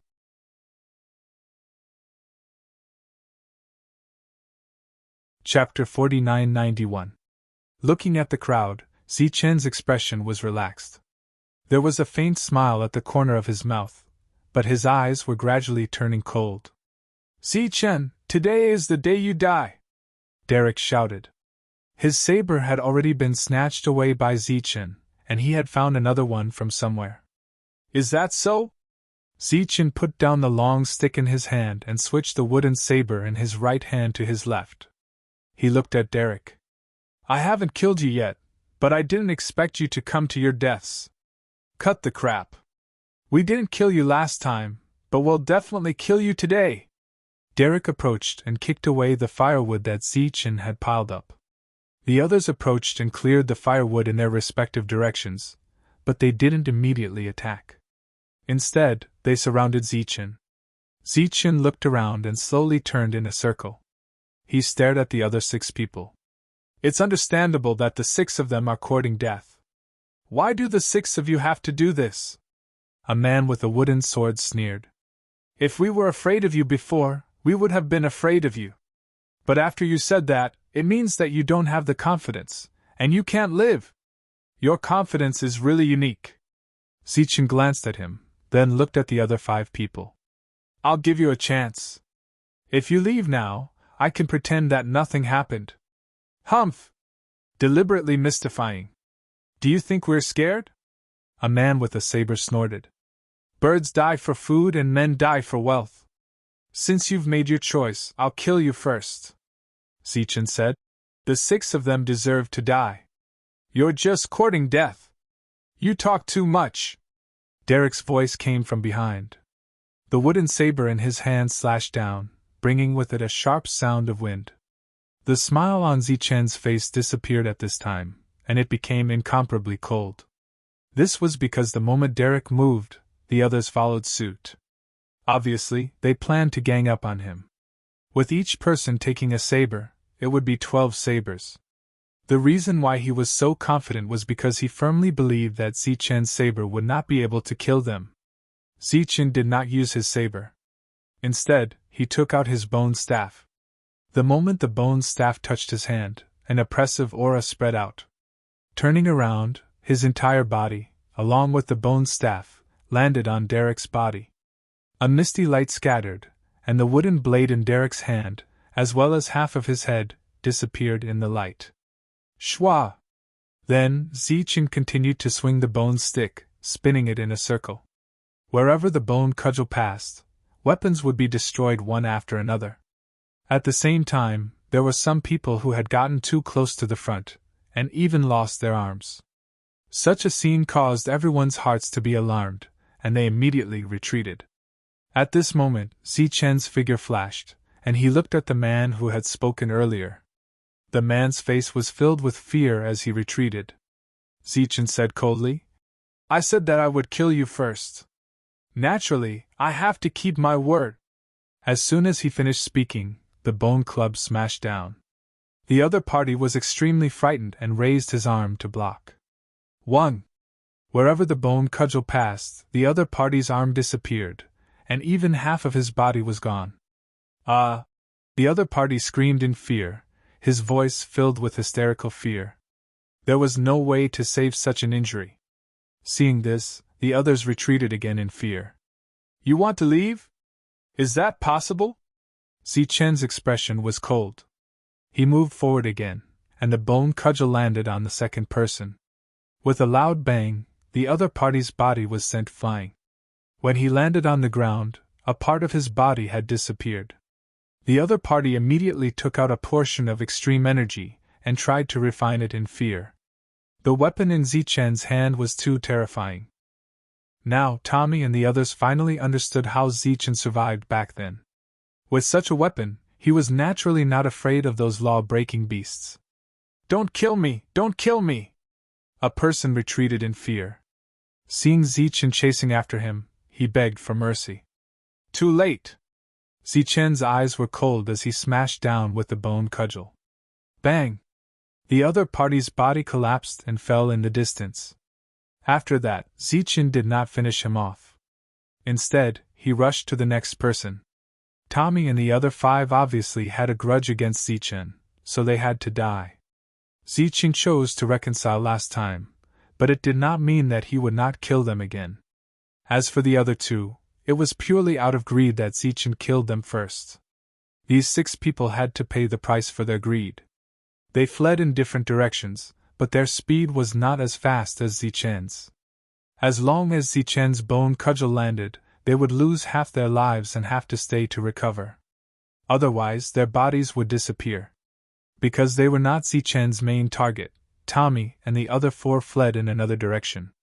The fear in their hearts had already reached its limit. At the same time, they were deeply regretful. If they had known that Zichen was so powerful, they would not have come to find trouble with him. Now, all of them were going to die. But at the same time, there was also a doubt in their hearts. Why did Zichen have a bone cudgel?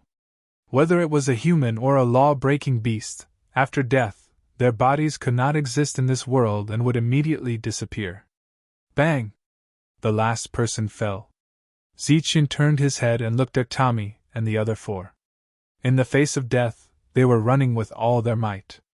At this moment, they had already run far away. Zichen chased after them now, but he could only catch up to 1 person at most. He did not chase after them. Instead, he put away the bone cudgel and walked toward the few who were still alive and desperately recovering. "Don't kill me, Zichen! Please don't kill me! I have power! I can give you power!"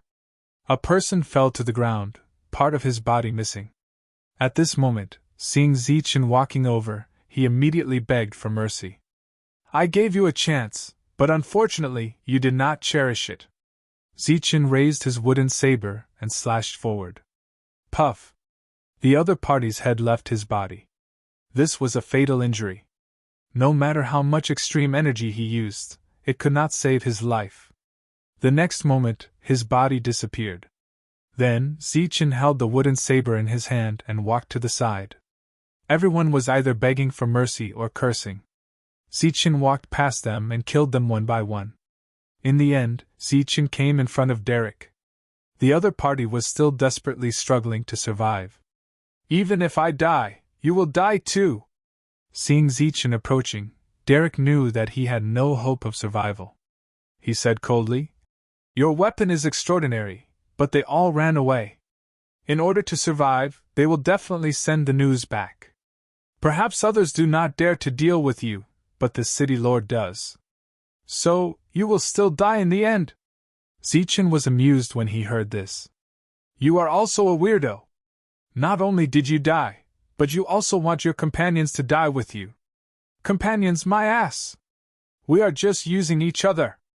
I met you that day. If you were not there, it would have been one of the 6 of us." In Zichen's hand, the wooden saber slashed. Derek died and disappeared.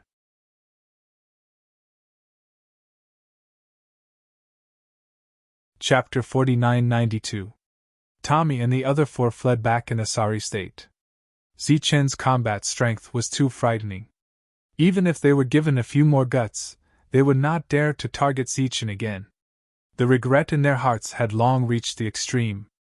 If they had known this would happen, they would not have come again no matter what. But now, the 2 sides were already at the point of no return. As long as Zichen did not die, the few of them would definitely die. They even guessed that Zichen, who came back again, would definitely block the door again. So after returning to the city, Tommy and the others immediately shouted, "Murder! Zichen killed people outside!" Many people walked out of their rooms when they heard the news and saw Tommy and the other 4. Derek was gone. Jacker and the people in his team were all killed by Zichen. Tommy and the others shouted again and again. When Zichen left, 2 teams of people followed him out. Everyone naturally guessed what they were going to do. They did not expect to lose a team of people so quickly. For a moment, everyone was very shocked. So many people, how did they all die? "Zichen has a weapon made of bones. It's very terrifying," That's an invincible weapon. Wooden soldiers will break when they are swept by it. That weapon is too terrifying. It's invincible. Hearing the shouts of these people, many people's faces changed. What bone soldier? Nothing can exist in this world. How can there be a bone soldier? Everyone was shocked. No wonder Zichen dared to go out alone. It turned out that he had such a weapon with him. In that case, last time Zichen blocked the door, he still hid his strength. Yes, that weapon is very terrifying. Tang Misai and the others used the fear in their hearts to describe how powerful and terrifying that bone weapon was. They described in detail how extraordinary it was, and even added some details to their stories. Zichen's combat strength is not strong at all. It's just that the bone soldier is too powerful. Without the bone soldier, any one of us can kill him. These people were working hard to introduce the extraordinariness of the bone soldier. The city lord appeared. And the old man? The city lord turned to look at the old man. What do you think? The old man said. They said that because they wanted you to hear it.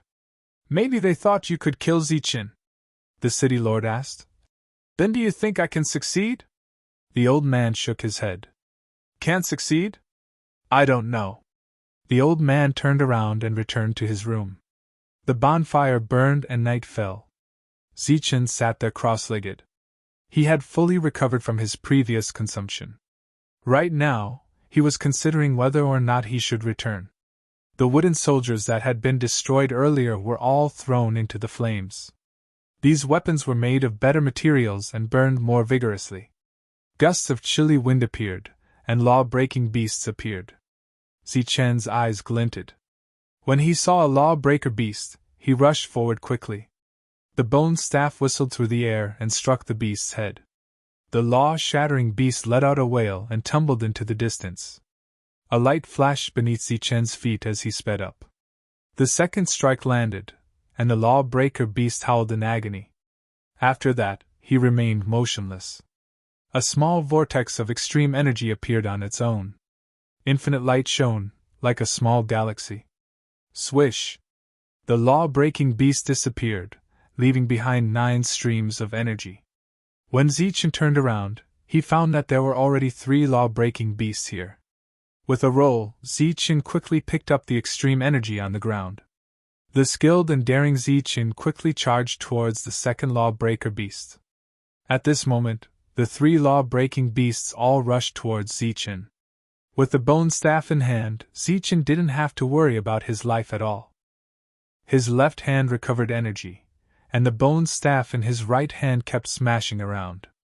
In the blink of an eye, the 3 law-breaking beasts died one after another. This harvest was not small at all. With the immortal spiritual eye, the night here was like day for Zichen. Zichen picked up the energy on the ground and returned to the bonfire. He sat cross-legged and cultivated.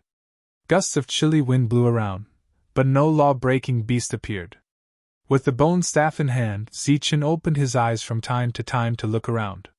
Still, no law-breaking beast appeared. Until the sky brightened. The bonfire extinguished by itself. Zichen picked up the wooden blade and left. As for the wooden staff, it turned into flames last night and disappeared. After thinking about it, Zichen decided to return to Law-Breaking City. Other things aside, at least it was a place to stay. After returning, Zichen saw Tommy and the others. He didn't know what they were saying to others, but they looked very excited. When the 5 of them saw Zichen, their hearts skipped a beat. However, considering that this was a city and fighting was prohibited, they weren't afraid. Zichen walked towards Tommy with a cold expression. The others looked at Zichen strangely. At first, Tommy didn't care. However, when he saw Zichen walking towards him, his expression changed. "What do you want?" Zichen didn't speak and kept walking forward. Tommy stood there and scolded angrily. "Zichen, do you know what you are doing? This is Law-Breaking City. Fighting is prohibited. Didn't you hear what the Castellan told you last time? Do you still have the Castellan in your eyes?" Zichen continued walking. Tommy felt something was wrong and shouted. "Castellan, Zichen wants to fight here. He wants to break the rules. The others were looking at Zichen. They didn't think that Zichen would really dare to fight. At most, he was just scaring them. At this moment, Zichen took out the bone staff and smashed it down. Bang! Tommy was sent flying. An uproar broke out in the surroundings. Everyone's eyes widened in shock. They didn't think that Zichen would really dare to fight here. Tommy was sent flying. He screamed for help in fear and took out energy to replenish his energy. Zichen walked closer and smashed the bone staff again. This time, he directly destroyed half of his opponent's body. Then, Zichen turned his head and looked to the side. He didn't care about Tommy's life. It was too difficult for him to survive. Lu Fu and Wiley turned around and ran. At this moment, their eyes were filled with fear. Because Zichen used the bone staff, he obviously didn't plan to hide his strength. This time, they were really in danger. They screamed for help, but who dared to stand up and help at this time? Everyone looked at Zichen and the bone staff in his hand. Tommy and the others weren't lying. This bone staff was indeed extraordinary. Castellan! Wiley and the others shouted again, but it was useless. The Castellan didn't seem to hear them and didn't appear. Zichen quickly caught up and smashed the bone staff. Facing the bone staff, they couldn't resist at all. In the end, they had no choice but to run to the Castellan Manor. That might be the only place that could save them. Zichen stood outside the Castellan Manor with killing intent in his eyes. His emotions fluctuated violently, and his heartbeat sped up. Wiley and the others hid inside and looked at him with provocative eyes, as if saying, "Do you dare to come in?" Zichen walked in.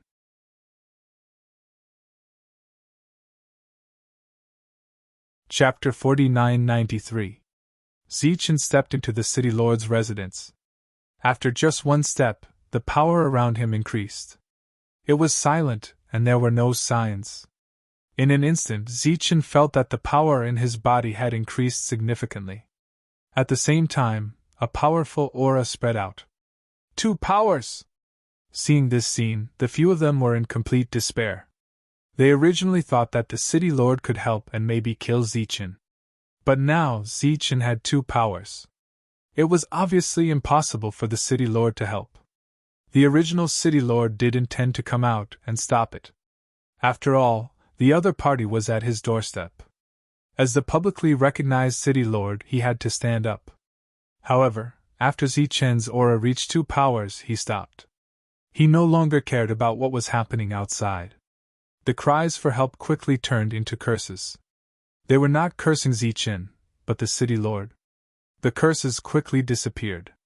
Zichen cupped his fists in the direction of the city lord's room, apologized, put away the bone staff, and left. When he walked back to his residence, everyone looked at Zichen in shock. 2 powers. His realm was comparable to the city lord's. Moreover, he had the bone staff. Perhaps even the city lord was no match for him. Zichen returned to his room and sat cross-legged. Zichen closed his eyes. Around him, countless precepts appeared. He had never seen these laws before. At this moment, they appeared one by one. However, they were very blurry. They flashed past his eyes like flowing light. This scene was like Zichen standing in the Milky Way again and seeing infinite light. This feeling had been there since he broke through. That was why he hurried back. He did not know what this meant, but he felt that he had to make a choice. The countless rays of light represented the power of countless laws in the Milky Way. At this moment, Zichen had a feeling that he should go to the Milky Way again to take a look. It seemed that everything he had encountered after coming here was related to the Milky Way. For example, the extreme vortex in the soul refining land was like a small Milky Way. Another example was the vortex that swallowed the law-breaking beast's body. Countless rays of light shone in front of Zichen. It was a magnificent sight. Zichen stood there motionlessly, allowing these rays of light to pass before his eyes. He still hadn't made a choice. Suddenly, these lights began to fade, as if they were about to leave. Zichen's expression changed slightly. He stretched out his hand, and as if he had touched the real Milky Way, he grabbed a ray of light. The next moment, Milky Way disappeared. Zichen opened his eyes. What he had just experienced was like an illusion. He was still in the room, and everything was normal around him. However, there was a ray of true light in his hand. Shwa! As this ray of light spread out from Zichen's palm, a message appeared in his mind. Spellbreaker. Destruction. Now, Zichen finally understood what the City Lord meant. So that was how he obtained the Spellbreaker technique. In fact, Zichen didn't know that the process of obtaining the Spellbreaker technique was different from the City Lord's. The City Lord could only obtain it passively, and had no choice. Zichen, on the other hand, had the right to choose. Zichen closed his eyes and simulated the power of this move in his mind. After a while, he opened his eyes and thrust his palm forward. 1. A strange power surged out. The wall in front of Zichen instantly shattered and was completely destroyed. The huge commotion alarmed the nearby people once again. Zichen's face was a little pale. He looked down and saw that the two powers in his body had become extremely dim. The previous move had consumed too much of his energy. Immediately, Zichen took out a ray of extreme energy and began to refine it. Then, he walked out of the room. Many people in the distance looked in his direction. After sensing Zichen's weak aura, everyone was very surprised. Zichen walked to the side. The building here was also empty, so he went in. The others looked at each other, not knowing why there were battle fluctuations in Zichen's room.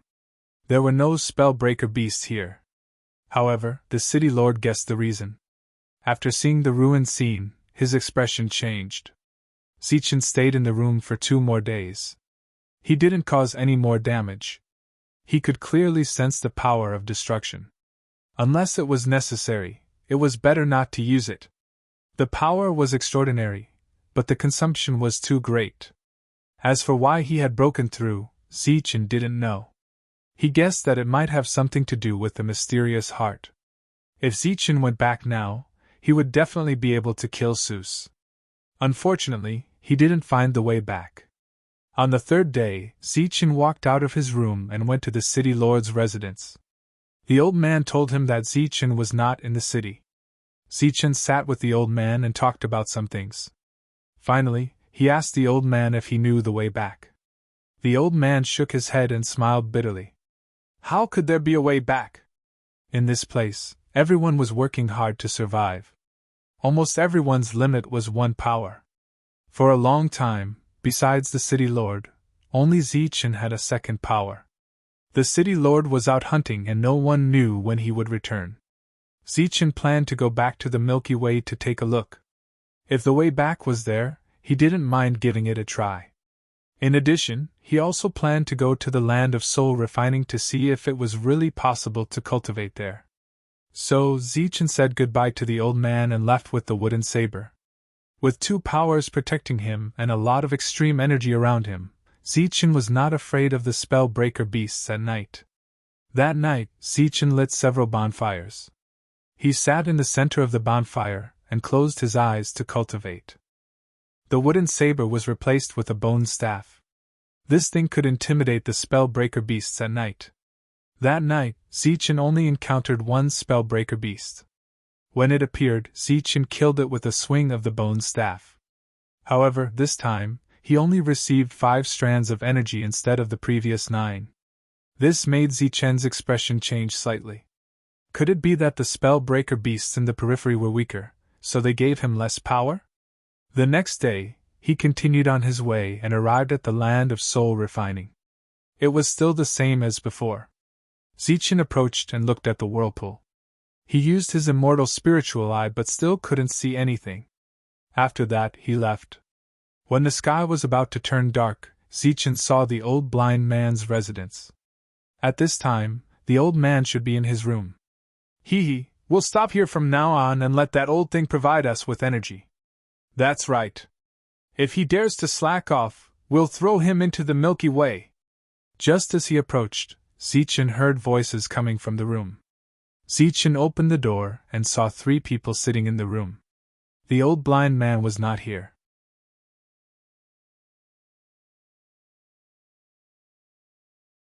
Chapter 4994. Get out! The three of them stared at Zichen with extremely cold eyes. Looking at the three strangers, Zichen retreated out of the room. Wait! Leave the extreme energy behind! The three of them shouted again and immediately chased after him. Standing at the door, looking at Zichen in front of them, the three of them were dumbfounded. Because there were two strands of extreme energy around Zichen's body, his aura was much more terrifying than theirs.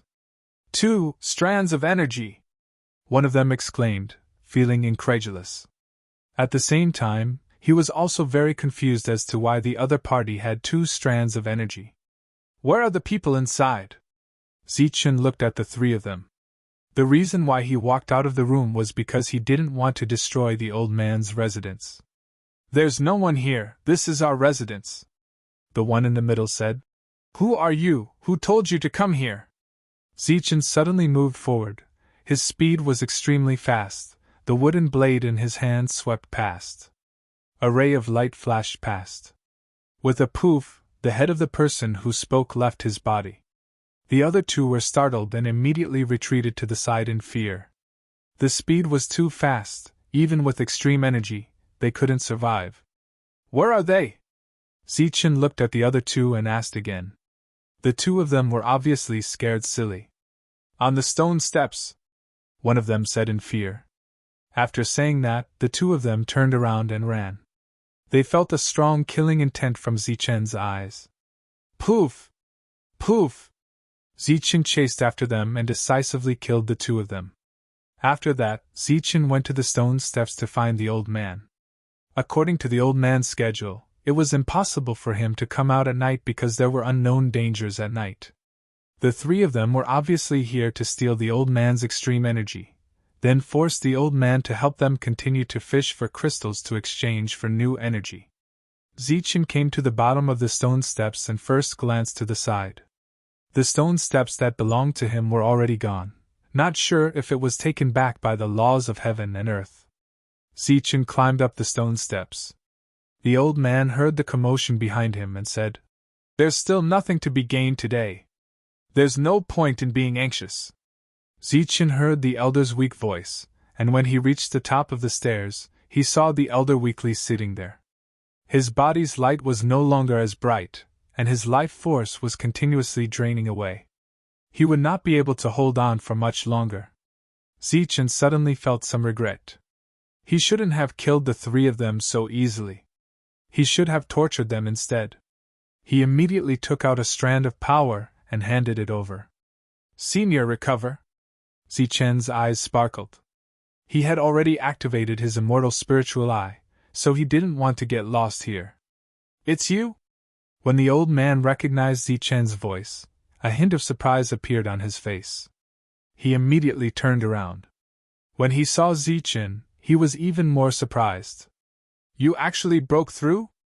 Turning one beam of power into two could also be considered a breakthrough. Why are you back? The old man asked another question. Senior, please recover first. We'll talk about this after you've recovered. Zichen passed his energy over. The old man was simply too weak. The old man didn't refuse, because all the power he had accumulated over the years had already been plundered. After receiving it, he immediately recovered. Zichen sat on the edge, looking down at the bright Milky Way below. This is the entrance. Could it be the exit? After a while, the old man's power recovered. Where are the three of them? The old man asked. Dead, Zichen said indifferently. The old man sighed and told him what happened during this period of time. On the day Zichen left, after killing the 3 corpse fishermen, everything returned to normal.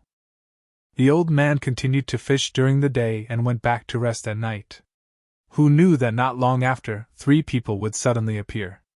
As soon as they saw the old man, they would punch and kick him, starting to steal his extreme energy. Not only that, the 3 of them actually stayed here and let the old man take care of them. Fortunately, Zichen came back today. Otherwise, with the old man's condition, he definitely wouldn't last more than 2 days. Why are you back? After the old man told him what happened, he asked Zichen doubtfully. I wanted to see if there was an entrance here. Zichen said. Just now, I had an idea. What idea? The old man asked. I'm holding on to the law net. Senior, put me down. Zichen's words scared the old man. You really want to go in? Aren't you afraid of getting lost? I have this, so I shouldn't get lost. But for safety, I want to stay in the net. Zichen pointed at his eyes and said, Senior, put me down, listen to my voice, then pull me up. If you can't hear me, then I'll pull the net in 15 minutes. The old man shook his head. That's too risky, no one has ever tried it before. It's just a test, there shouldn't be a problem. The old man couldn't refuse Zichen's insistence, so he could only agree. Zichen adjusted his aura, ensuring that he was in peak condition before going into the net himself. The old man had also recovered. He slowly put Zichen into the Milky Way. Zichen's immortal spirit looked around. He was getting closer and closer to the Milky Way, and there was infinite light in front of his eyes. This scene was very much like choosing a Dharma breaker technique. Countless rays of light represented countless Tao rules. There were no other abnormalities around, and the Milky Way was still flowing quickly. Zichen touched the Milky Way, and in an instant, countless laws gathered towards his body. His feet gradually crystallized the moment they touched the Milky Way and were baptized. Zichen's expression changed. He thought of the crystals he had fished up and immediately shouted, Senior, pull me up! He was still falling. Zichen shouted a few more times, but there was still no response. His legs had completely turned into crystals, and the crystals kept moving upwards, causing his body to continuously crystallize. After his neck had turned into crystals, the old man still didn't pull him up. Zichen had expected this in advance. The old man couldn't hear his voice. After that, Zichen's entire body turned into crystals. Just as his body was completely immersed in the Milky Way, he felt his thoughts become chaotic, as if his entire body was no longer under his control. This feeling was familiar, but he couldn't remember where he had seen it before. At this moment, apart from this chaotic feeling, the only thing that comforted Zichen was that his heart was still beating, and his thoughts were still running. This meant that he hadn't lost himself, or had not completely crystallized. At the same time, he was secretly glad that he was in the fishing net at this moment, and not outside of it. Otherwise, facing the erosion of countless laws, he, who had turned into crystals, would probably be washed away very quickly. In this situation, 15 minutes seemed to be extremely long. Finally, the time was up. Zichen, who was in the crystal, saw himself gradually leaving the Milky Way. A moment later, he heard the old man's exclamation again. Then, Zichen seemed to have fallen into a deep sleep and completely lost consciousness. After an unknown period of time, Zichen woke up. When he opened his eyes, the sky was already bright. He was still at the top of the stone steps, and the old man was sitting next to him. That was close. Thinking back to what happened last night, Zichen sighed.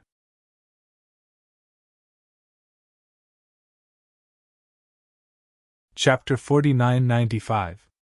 Zichen gave up on the idea of continuing to explore the secrets of the Milky Way. If this continued, he would definitely get lost. Perhaps he could return, but the chances were too slim. It was not worth the risk. At dawn, the old man began to reel in the net. He had gained a crystal today. Zichen accompanied the old man to the extreme whirlpool. After the old man exchanged his energy, Zichen signaled the old man to wait for a moment. He threw 2 streams of power into it, and then his entire body entered the extreme vortex. The extreme whirlpool did not disintegrate his body. Zichen was in the middle. Light surged around him as if countless laws were changing in front of his eyes. The 2 streams of extreme energy that he threw in earlier were revolving around his body, protecting him. Zichen sat cross-legged and circulated his cultivation technique. His heart began to beat vigorously. However, he did not feel powerful until the 2 streams of energy were used up. He walked out of the extreme whirlpool. How was it? The old man asked. Zichen shook his head. I didn't feel anything. Making Zichen waste 2 streams of energy for nothing, the old man felt very embarrassed, and somewhat ashamed. "Senior, do you want to follow me to Shatter Fa City?" Zichen looked at the old man. Before he came, he had already told the old man about the situation in Shatter Fa City.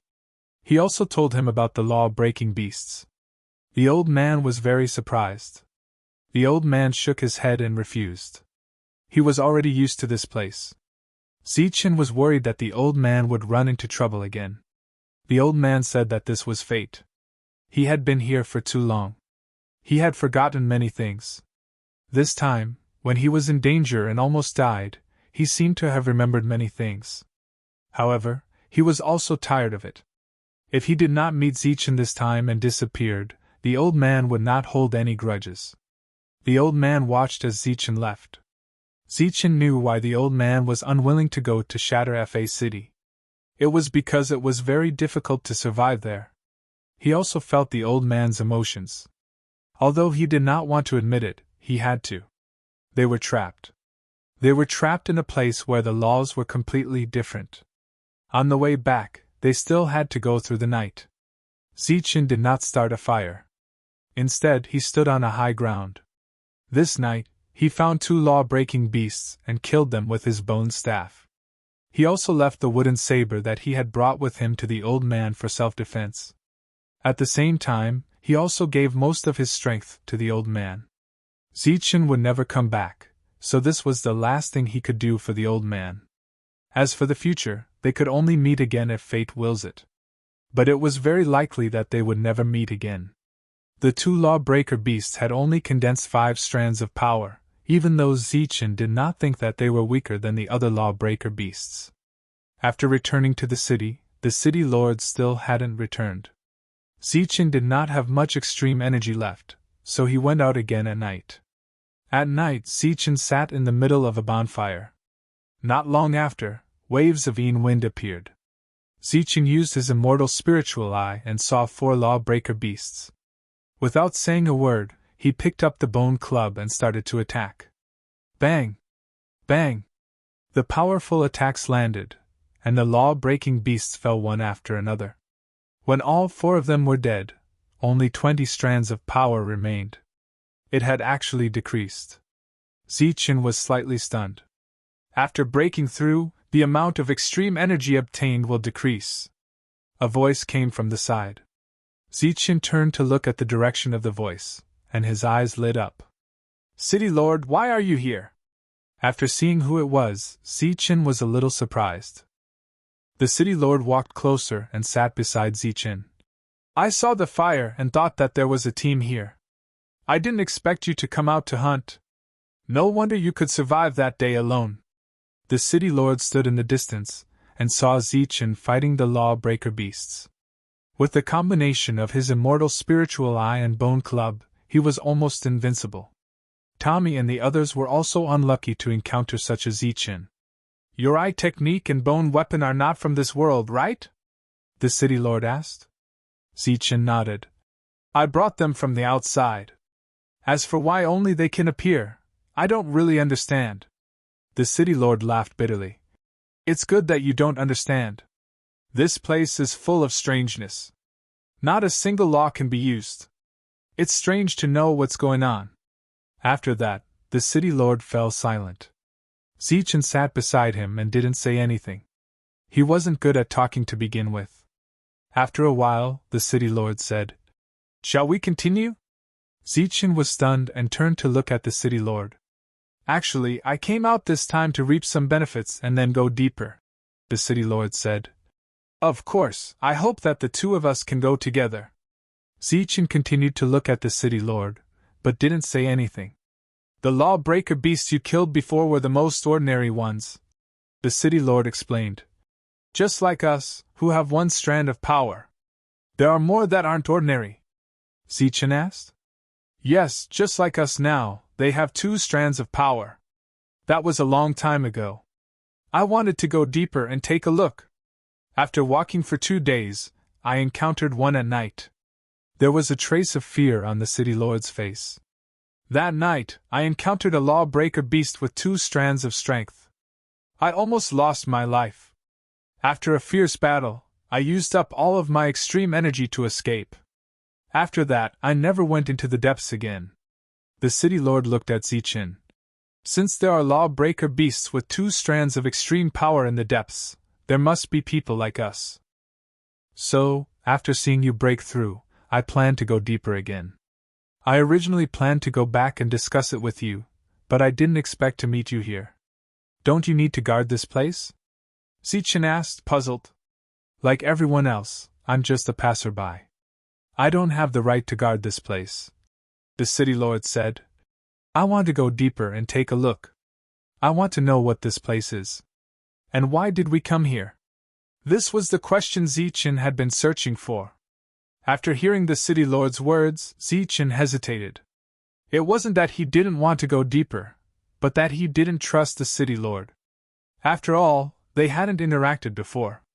If they encountered trouble together, it was hard to say whether it would be helpful or dangerous.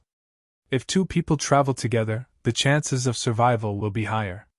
As if seeing Zichen's hesitation, the city lord said, If there's a crisis that we can't resolve, we'll rely on our own abilities to escape.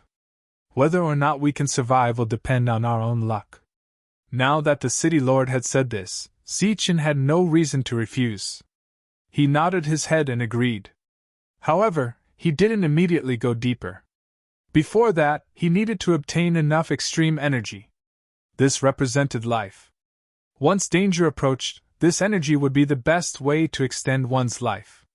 Zichen stayed here and collected for 3 nights. When he had enough extreme energy, he returned to the city. That day, he left with the city lord and went deeper.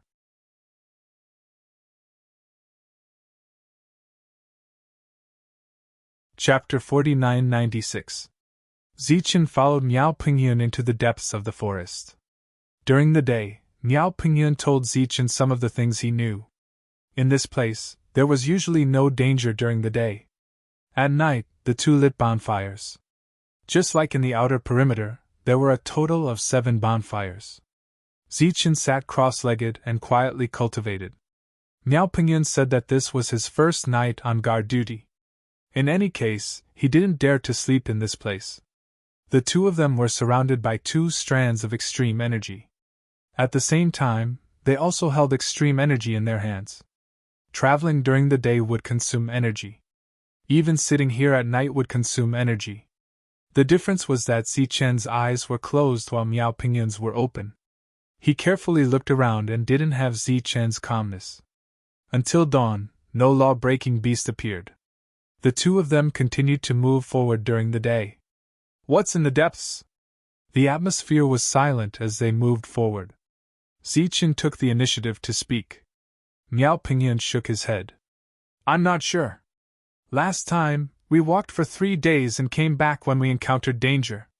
But I believe that there must be others inside. Zichen looked around. This was a desert. There were very few plants on the ground.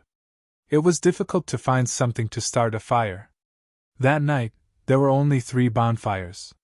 When it was Zichen's turn to keep watch, he opened his eyes and looked ahead. Occasionally, he would turn his head and look around.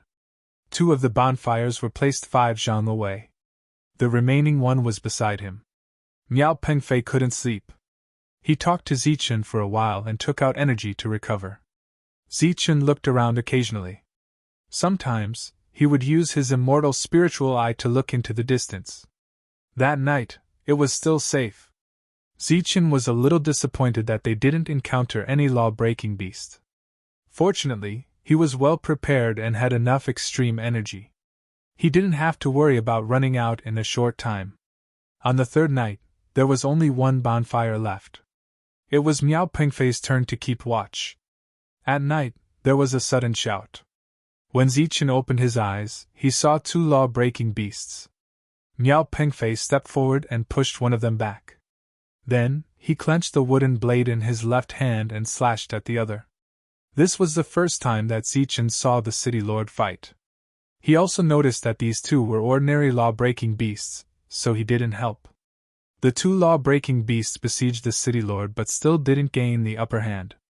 After the wooden blade slashed its body, one of them fell. Then, the city lord killed the second one. Compared to Ziza's the bone, the wooden blade. 2 law-breaking, only 8 of their powers, 8 left. Their numbers were fewer in number. He was a. The bone cudgel appeared in his hand in an instant and smashed forward. This happened to be behind the city lord. The city lord's expression changed suddenly, but before he could turn around, he heard a bang. When he turned around, he saw a law-breaking beast rolling into the distance. The law-breaking beast that landed on the ground lit up with 2 rays of light. Its body rolled a few times, but it didn't suffer much damage. "Watch out!" Miao Pengfei exclaimed. The law-breaking beast with 2 rays of power pounced at Zichen. Zichen stood where he was, raised the bone stick in his hand, and smashed it at the beast's head. At this moment, the law-breaking beast suddenly opened its mouth, and a large flame appeared from its mouth, engulfing Zichen's body. When the flame came, Zichen blocked it with the bone stick in his hand and immediately retreated. A huge force fell on the bone stick. It was the law-breaking beast's mouth, biting it. Compared to the law-breaking beasts with 1 ray of power, the 2 rays of power were more ferocious, and didn't seem to be afraid of the bone stick's aura. Zichen quickly retreated. At this moment, a fierce aura appeared beside him. The wooden saber emitted a bright light, and slashed at the law-breaking beast. Puff! A bloody wound appeared on the back of the law-breaking beast, and blood immediately flowed out from the wound. The law-breaking beast let go of its mouth and fell to the ground. "Zichen, are you okay?" Miao Pengfei shouted worriedly. "I'm fine," Zichen's voice sounded. The burning flames around him were extinguishing, and at the same time, there was a ray of extreme energy in his left hand that was being quickly refined. Crack! Zichen heard the sound of something breaking. When he looked up, he saw that the law-breaking beast had bitten the wooden saber in half. Miao Pengfei also took this opportunity to hit the law-breaking beast's head with his palm. With a loud bang, the law-breaking beast flew backward. Its body rolled several times on the ground, but it wasn't hurt. Miao Pengfei quickly retreated, fear in his eyes. He used the law-breaking technique, but he still couldn't kill his opponent. "We can only work together," Miao Pengfei said in a low voice. "It's too strong. The flames from before were equivalent to the law-breaking technique." In fact, Miao Pengfei was very surprised because Zichen didn't suffer any obvious injuries after being hit. Zichen's expression also became more serious. This was indeed a problem, but it wasn't to the point where it couldn't be solved. Holding the bone staff in his hand, Zichen walked forward. He urged the 2 powers with all his strength. He operated his own cultivation method, not caring if it was useful or not. Zichen quickly moved forward, and the law-breaking beast leaped up. Swoosh! Zichen's figure suddenly flashed. The moment he was about to touch the opponent, he dodged. At the same time, the bone staff smashed down. Boom! It directly hit the opponent's head. The flames spewed out by the law-breaking beast immediately spread forward, but it didn't hurt Zichen, who dodged. The law-breaking beast was sent flying, and the flames it spewed out also changed direction in the air. Zichen quickly followed. While avoiding the flames, he also smashed down with the second staff. Boom! There was another violent explosion, mixed with the sound of bones breaking. After the law-breaking beast smashed to the ground, blood kept flowing out of its 7 orifices.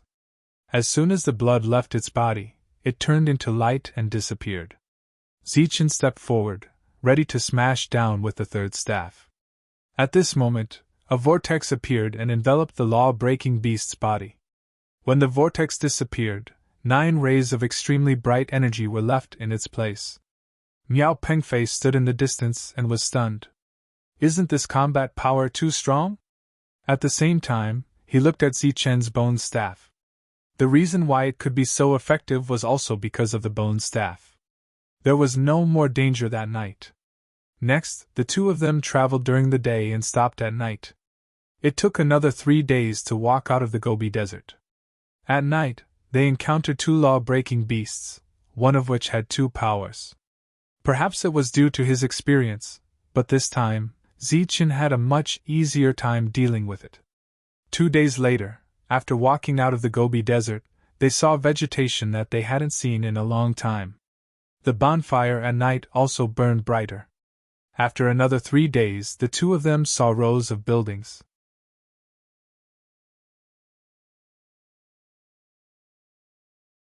Chapter 4997. Miao Pengfei heaved a sigh of relief when he saw rows of buildings and other people. This proved that his guess was right, and he cheered excitedly. This was where they should be. Some people heard the cheers and looked over. "What are you shouting for? Haven't you seen people before?" Someone immediately rebuked angrily. Zichen and Miao Pengfei walked forward. Both of them were in a good mood. Along the way, Zichen looked around and realized that there were many buildings here.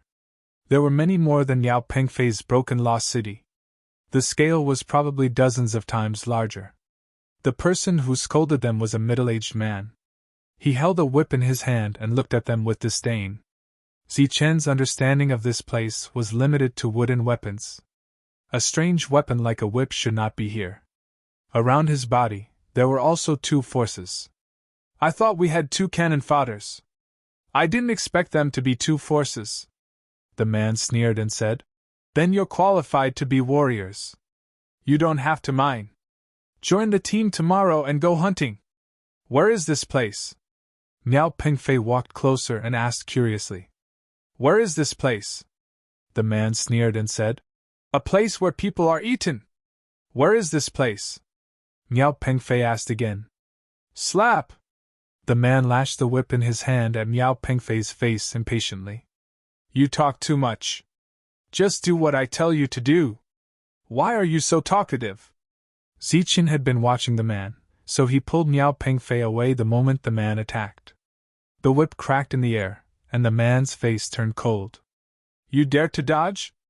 After that, the man waved the long whip in his hand and lashed at the two of them. Zichen and Miao Pengfei retreated. This was an unknown place, and they did not want to cause trouble. But the middle-aged man saw this and became even more aggressive. "Dodge? Let's see how long you can dodge!" Many people were watching from afar as the fight broke out. During this time, Zichen's gaze swept over the crowd. There were many people with 1 Dao force and a few with 2 Dao force. "What are you waiting for? Hurry up and surround them!" The middle-aged man flew into a rage and shouted angrily at the people who were fighting on both sides. Immediately, some people came forward, their eyes fierce. "We are not here to fight," Miao Pengfei explained loudly. "When we first came here, we just wanted to know what this place was. When I catch you and cut off your limbs, I will naturally tell you," the middle-aged man said coldly. The others were approaching. Once they surrounded him, it would be a huge problem. Zichen, who was retreating, suddenly stopped. He immediately reached out and caught the whip in his hand. He felt a piercing pain. There were actually some barbs on the whip. Even so, Zichen still held on tightly. After the long whip was pulled taut, he suddenly exerted force. The opponent did not expect Zichen to have such a move, and his body was sent flying in an instant. Zichen's figure flashed, and he quickly closed in. His palm landed on the other party's head. Once he used the art of breaking, the other party would most likely be torn to pieces in an instant. Zichen did not kill. Instead, he pressed down on the other party's head. The long whip in his other hand immediately wrapped around the other party's body. When the people around saw this, they were stunned. The last part of the whip in Zichen's hand directly strangled the other party's neck. He shouted to the 2 sides, "Who dares to come here?" Everyone was shocked.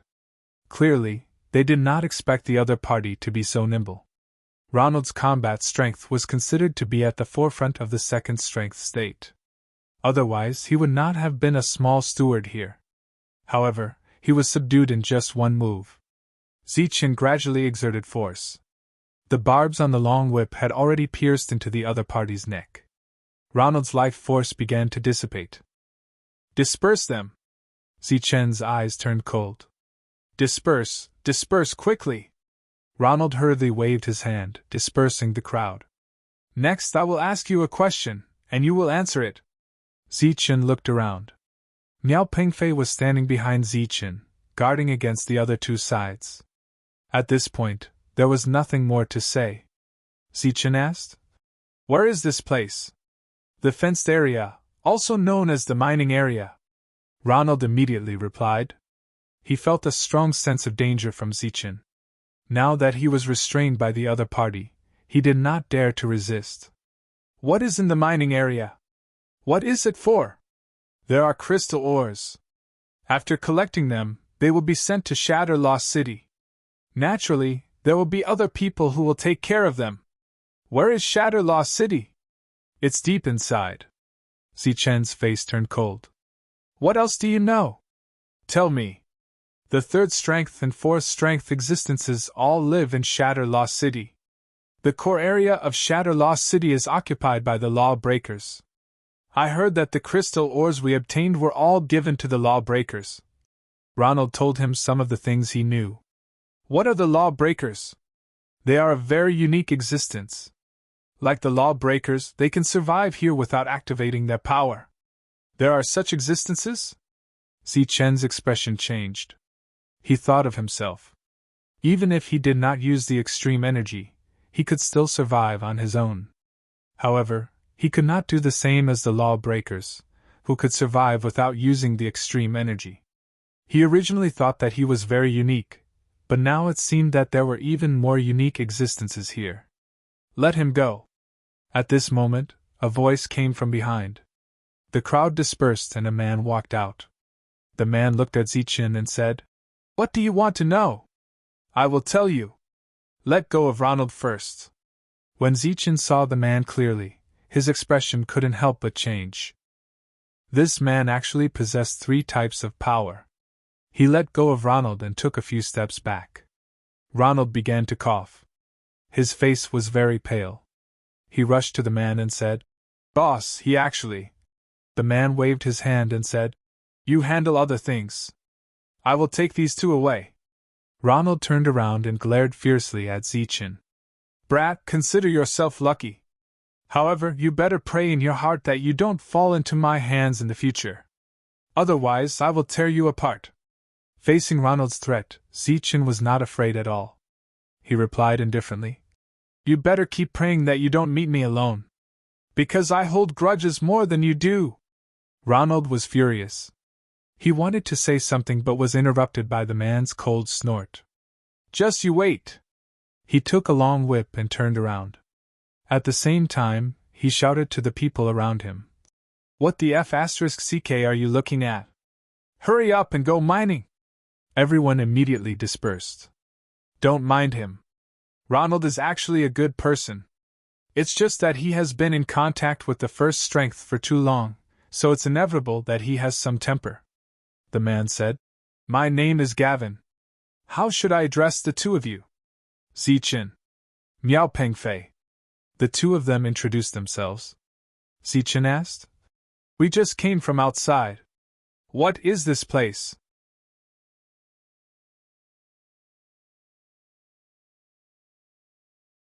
Chapter 4998. The place where Zichen used to live was also called Pofa City. And Miao Pengfei was the mayor there. The 2 places were obviously not the same, and could not be mentioned in the same breath. Gavin pointed into the distance and said, "Look, that's Pofa City." The 2 of them turned around and saw a majestic city. Looking from afar, it looked like an ancient beast was crawling on the ground. Zichen estimated that they were very far away from the city, but he could still see the tall city walls. He could not believe what he saw when he got closer. Looking at the 2's shocked expressions, Gavin smiled and said, "When I first came here, I was like you, but I got used to it after seeing more. No matter how shocking that place is, it has nothing to do with you, because if there are no accidents, you will never be able to enter that place." "Why?" Miao Pengfei asked in confusion. "Because the threshold is too high. Ordinary people can't enter at all." Gavin walked forward. Zichen and Miao Pengfei followed behind him. Zichen asked, "Even Sir can't enter?" Gavin said, "Yes, but it's better to live here than to live there. Boudica, 2 people came to join your team. As for what to pay attention to, you tell them. Gavin suddenly waved his hand in the distance. A second strength state cultivator immediately walked over. After he stepped forward, he glanced at the two of them and said indifferently, "Come with me." The two followed. Gavin stared at the backs of the three men until they completely disappeared. "Boss, why didn't you just kill them?"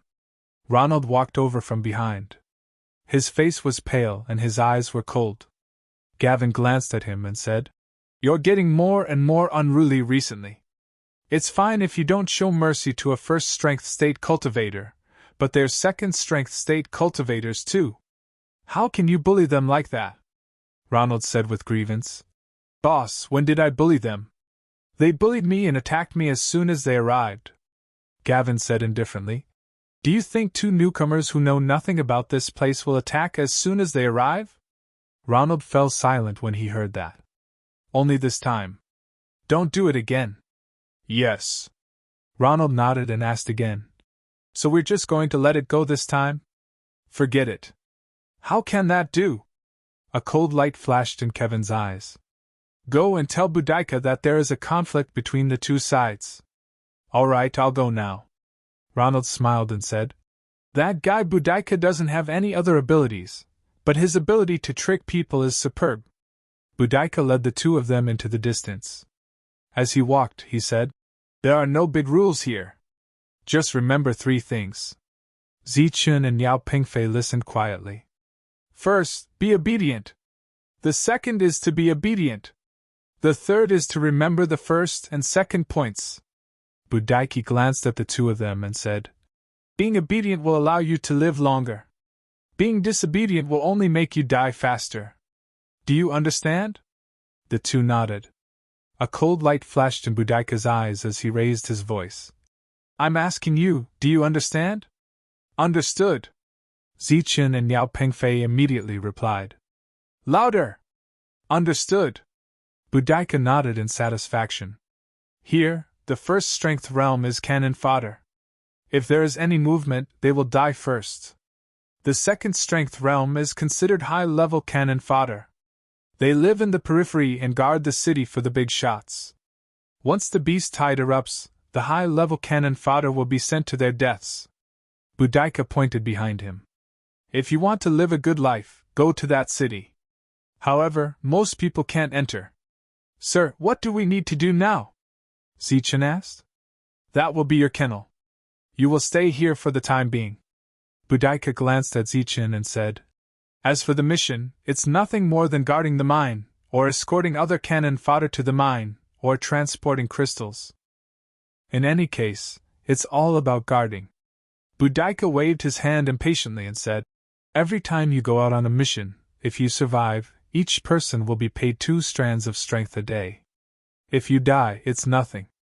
All right, the two of you can scram now." With that, Boudica left without looking back. During this time, he was cursing, but no one knew who he was cursing. Zichun and Yao Pingfei glanced at each other. The excitement they had when they saw other people was long gone. There were other people passing by, but all of them were in a hurry. There was no smile on their faces. "Since we're here, let's take it easy. Let's see what's going on here." Zichun turned and walked towards the room. The buildings here were not as good as Shatter Fa City. After entering the room, there were several air leaks. Miao Pingfei's room was not much better. "Boudica!" A voice called out to Boudica. This made him, who was already cursing, turn his head angrily. There were not many people who dared to call him by his name. "It's you!" Looking at Ronald, the anger on Boudica's face faded a little. Ronald stepped forward and took out 2 strands of strength and gave it to Boudica. "What do you mean?" Boudica did not accept it, but looked at him. "Those 2 guys just now, I have a conflict with them." Ronald said. "What does your conflict have to do with me?" Boudica was disdainful. "Boss told me to come and tell you." Ronald said. "You should have a way, right?" "It's not easy." Boudica shook his head and looked troubled. "They're new here. They obviously won't offend anyone. With so many people watching, how can I?" Ronald took out 2 more strands of strength, a total of 4. Boss specifically told me to find you. Don't be so humble. It's not like we don't know what you're capable of. All right. Boudica smiled and put away the 4 strands of strength. The edge mine needs a group of people to guard it. I think these 2 are very suitable. Thank you very much. Ronald smiled. That was the most dangerous mine. Other than the Shatter FA beast, there were even more terrifying vanishing shadow beasts. Boudica put away his strength and immediately returned. He kicked open the door of the 2's room and shouted, "Get out, there's a new mission." The 2 immediately walked out. You 2 follow the others to the edge mine. Stay there for a few days until the big shots come. When Zichen and Miao Pengfei walked out, they saw a group of more than 10 people already waiting there. After seeing the 2 of them arrive, many people looked at them strangely. All right, let's go. Don't die. Boudica waved his hand as if he was shooing away flies. The group of 16 people set off. One of them had been there before, so he was in charge of leading the way. Zichen and Miao Pengfei followed in the group. The 2 of them felt helpless. They had come here, but they had to go on a mission before even seeing their reward. If they did not have energy left, they would not be able to last a few days in that place. It was dark and they could not see their own fingers. Everyone decided to stop and rest. Everyone started to get busy. Some started a fire, some collected firewood. Suddenly, Zichen saw a black shadow appear from behind a person. The shadow reached out and grabbed the person's neck.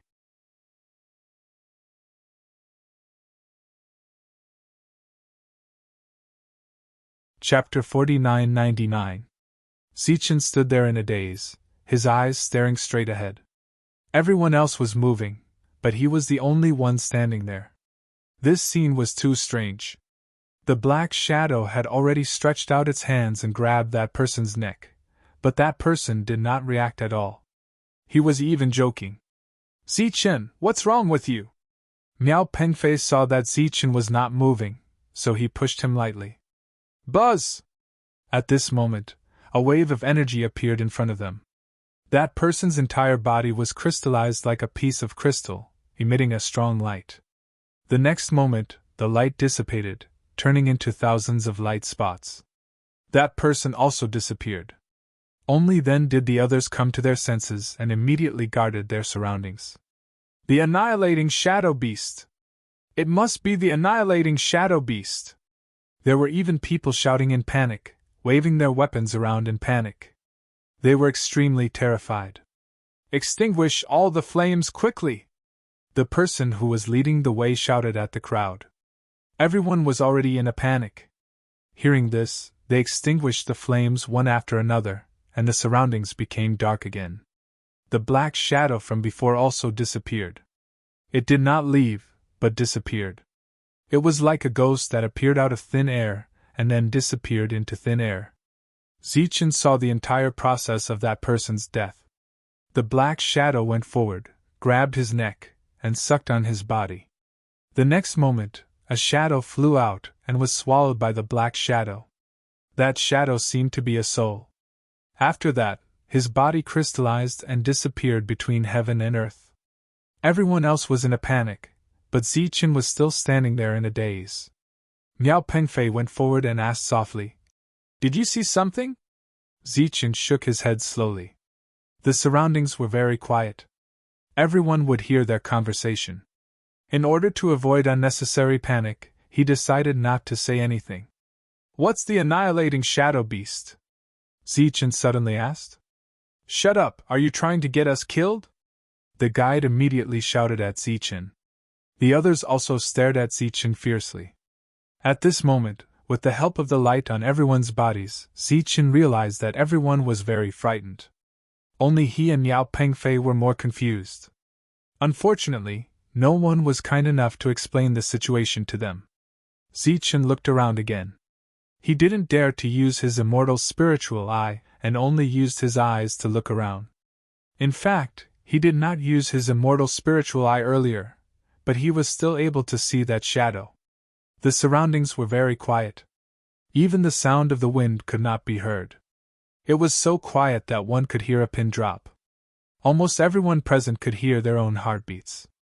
Everyone was nervous, and Zichen's expression became serious. Suddenly Zichen moved. As soon as he moved, many people used their sharp gazes to warn him not to act recklessly. Ignoring everyone's warning looks, Zichen stepped forward and lit a branch, then threw it into the distance. The branch landed a few hundred feet away. As the light of the fire shone, law-breaking beasts appeared one after another. Seeing the flames, the law-breaking beasts were slightly startled and scattered.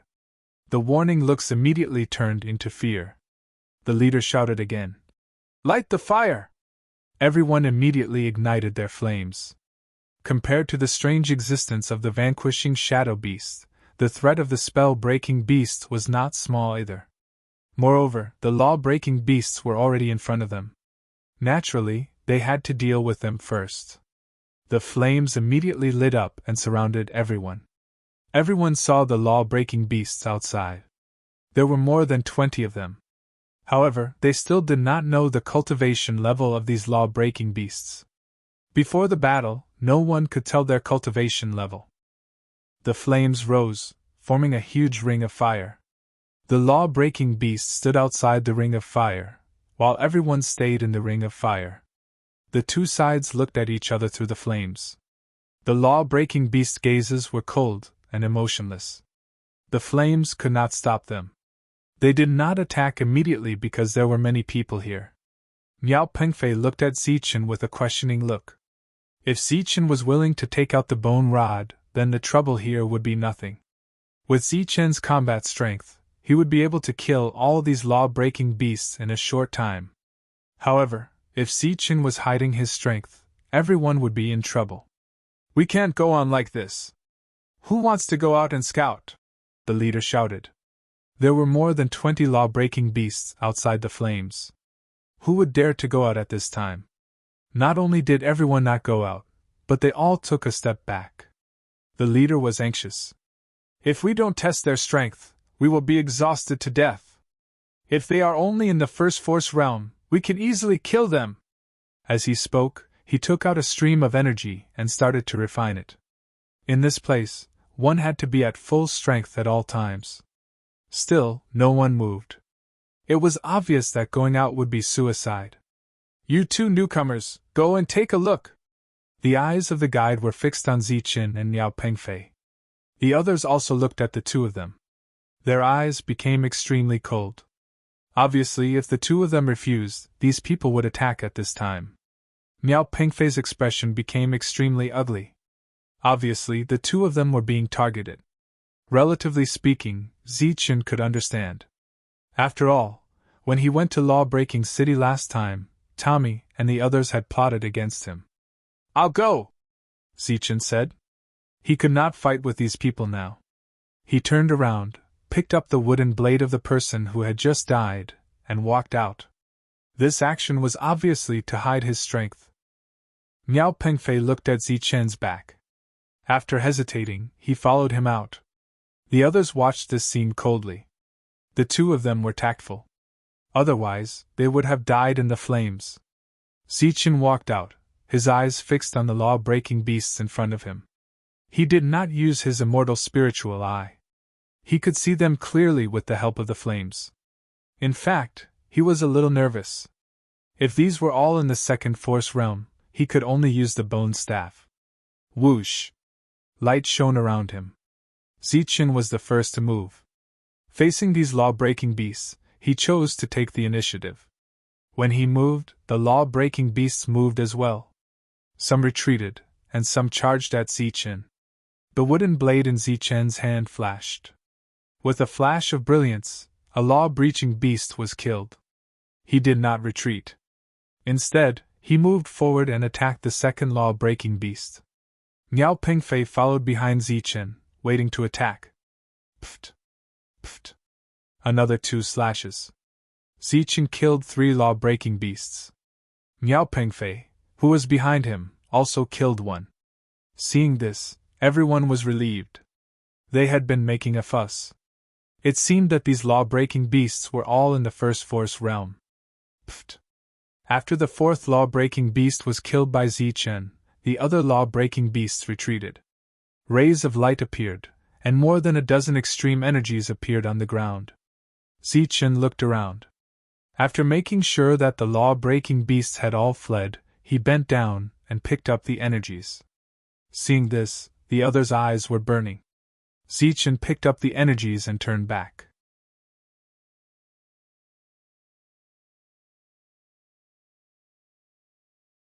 Chapter 5000. Under the illumination of the bonfire, Zichen could not see what the black shadow looked like. He could only see a shadow appear behind a person. As expected, the other party did not react at all. He did not sense the danger at all. After his soul power was absorbed, his body crystallized and disappeared. Everyone was terrified. The law-breaking beast had just left, and now the vanishing shadow beast was here. "Put out the flames!" the guide shouted again. The guide shouted again. Everyone immediately scattered and put out the flames in a flurry. Without the flames, there was no shadow. Could it be that the vanishing shadow beast used the shadow behind it to attack? Zichen guessed in his heart. He walked back with Miao Pengfei by his side. At this moment, he had decided that no matter what happened, he would follow Zichen. Because these people were not very reliable. "What should we do?" Miao Pengfei asked softly. Actually, Zichen had kept charging forward because he wanted to escape. However, he did not expect those law-breaking beasts to be at the first force realm. They had run away before he could. "Let's wait and see." Everyone stood together, releasing the light of energy around them. They formed a circle with their backs facing each other. Everyone held a weapon in their right hand and replenished their energy in their left. For the entire night, no one dared to rest or be careless. Zichen looked ahead, his gaze moving. It was very dark all around. Without using his immortal spiritual eye, he could not see anything. That night, everyone was on tenterhooks. Time seemed to pass very slowly. Fortunately, there was no danger until dawn. When the sky was completely bright, everyone let out a sigh of relief. It was as if they had gone through a life and death battle. Everyone sat down dispiritedly, almost collapsing. "If you don't want to die tonight, you'd better hurry." The guide's voice was cold as he walked forward first. After hesitating, the others followed. "Excuse me, what exactly is a vanishing shadow beast?" After walking for a while, Zichen finally asked the question in his heart. Everyone looked at him, but no one explained for him. Zichen was helpless. Just then, the guide suddenly turned around and said, "There is a force. Let me tell you." Zichen was slightly taken aback as he looked at the other party. A hint of displeasure appeared on the other party's face. "What? Do you think it's too little? Add another one?" Zichen could tell that the man wasn't joking and didn't want to cause too much trouble, so he took out a beam of extreme energy and gave it to the man. "It's a type of existence that relies on shadows to launch attacks. No one can see them, but once you're entangled by them, you'll almost certainly die," the guide explained after putting away the energy. "No one can see it?" Zichen asked again. The guide smiled and said, "This is the second question." He reached his hand out and gestured for Zichen to use the second power. Zichen shook his head, indicating that he didn't want to listen. The others pursed their lips, their expressions full of disdain. The guide didn't explain anything further. As they walked forward, they chatted and laughed. Zichen and Miao Pengfei were obviously excluded. Listening to their conversation, it would take about 5 days to walk from here to the borderland. Last night, they'd already lost 2 people. At this rate, there probably wouldn't be many people left by the time they reached the borderland. A day passed, and no one gave them any payment. They probably only got it when they reached the borderland, so they'd have to pay for it themselves. At night, they continued to gather together. Although lighting a fire was useless, they still picked up some firewood in case they needed it. "You two, go over there and gather." At this moment, a burly man walked over and kicked Miao Pengfei. "What did you say?" Miao Pengfei stood up. "I said you two, get out of here." At this moment, there were piles of firewood all around them, but they hadn't been lit yet. Miao Pengfei was furious. They'd already been used as cannon fodder last night, and now they were going to be used as bait again. But just as he was about to refuse, the others surrounded him and stared coldly at him. Obviously, the remaining 12 people formed a team and excluded the 2 of them. They were isolated. It's your first time here, so it's best if you can train alone. Of course, if an accident happens, we'll help you in time. The guide walked over. After all, we're all in the same boat, so we should take care of each other. Miao Pengfei wanted to argue, but Zichen suddenly said, "Let's go." As he left, he took some of the firewood with him. Seeing this, Miao Pengfei also took some and left. The others didn't say anything. After all, their flames wouldn't be lit under normal circumstances. The crowd was divided into 2 teams, one with 12 people, the other with only 2 people. Whether it was the vanishing shadow beast or the lawbreaker beast, as long as they were here, they should know which to choose. Zichen and Miao Pengfei walked to the side and started to arrange the firewood. Miao Pengfei said worriedly, "We're being targeted. What should we do now?" "Let's wait and see. If it doesn't work out, we'll leave." Zichen's biggest advantage was that he could see the vanishing shadow beast. At the same time, it was also the main reason why Miao Pengfei was willing to follow Zichen and trust Zichen. And until now, Zichen hadn't revealed his bone rod. Clearly, he was confident. Zichen didn't hesitate and lit the fire. This made the 12 people nearby sigh in relief. This idiot's actions would only make them safer. Night fell. There was no Xingqian in the sky, nor was there a moon. It was pitch black. Beside the bonfire, Zichen turned and looked in the direction of the 12 people. They were surrounded by light, so he could see them. Noticing that Zichen was looking in their direction, someone immediately shouted, "Hey, don't look in our direction!" Miao Pengfei was uneasy. He whispered, "Zichen, why don't you come and look at me?" Knowing that the vanishing shadow beast relied on shadows to attack, he didn't want to light the bonfire. It was Zichen who insisted.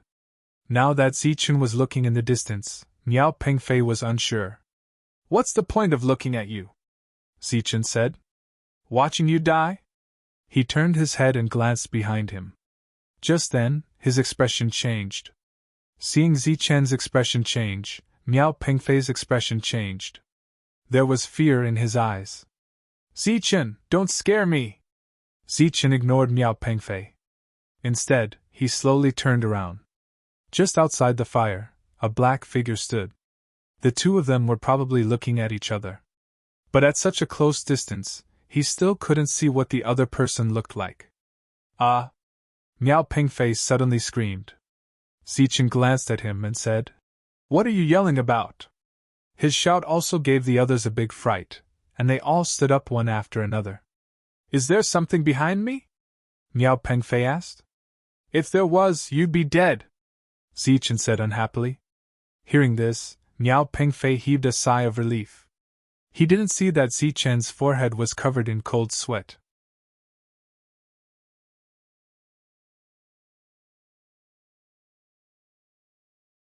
Chapter 5001. Zichen stood up and stared at the black shadow in front of him. More and more cold sweat appeared on Miao Pengfei's face. Zichen gripped the long saber in his hand tightly and dashed forward in an instant. A strong wind blew from the side like a chilly wind, causing Miao Pengfei to shiver uncontrollably. Swoosh! Zichen slashed forward with the wooden saber in the field. A golden light streaked across the air and disappeared in a flash. After the slash, Zichen's expression changed because the black shadow was still there. The 2 seemed to be in different time and space. Zichen couldn't hurt him at all. "Zichen, what are you doing?" Miao Pengfei turned around and looked at Zichen. "There was nothing here," Zichen said. "I'm practicing my saber technique. I haven't tried it for a long time." As he spoke, Zichen struck out with his saber again and again. Every strike was aimed forward. In the eyes of the crowd, Zichen was just attacking the air and looked very silly. But in front of Zichen, the black shadow stood there and looked at him indifferently. During this period, The long saber he slashed would pass by the black shadow and couldn't hurt him at all. He slashed more than a dozen times in a row. Idiot, do you have energy that you don't know where to use? It's late. Don't play any tricks. Are you trying to dance like a god? Quickly stop and just stand there. The crowd in the distance also began to shout loudly. In fact, it was reasonable to say that Zichen's actions would attract more attention and the crowd would be safer. It was just that this kind of crazy saber attack was like a sudden onset of illness. Everyone felt apprehensive. Zichen put away the wooden saber and retreated because the black shadow disappeared. It disappeared into thin air. He turned around again and looked at those people. Get over there! If you dare to turn around again, I'll kill you! This is King Lunatic.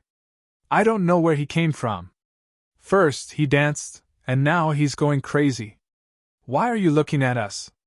Zichen's stare made everyone's hair stand on end, and all of them began to curse loudly.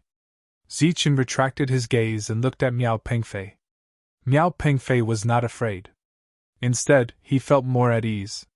He guessed that Zichen must have seen something, and it was definitely not as simple as just practicing his saber. No one would practice their swordsmanship at night, especially at this time. Suddenly, a blood-curdling scream came from afar.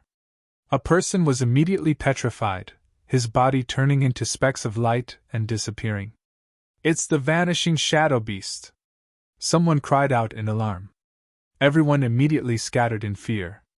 Quickly put out the fire! Be put out by the flames! The guide shouted at Zichen. Zichen ignored him and continued to look into the distance.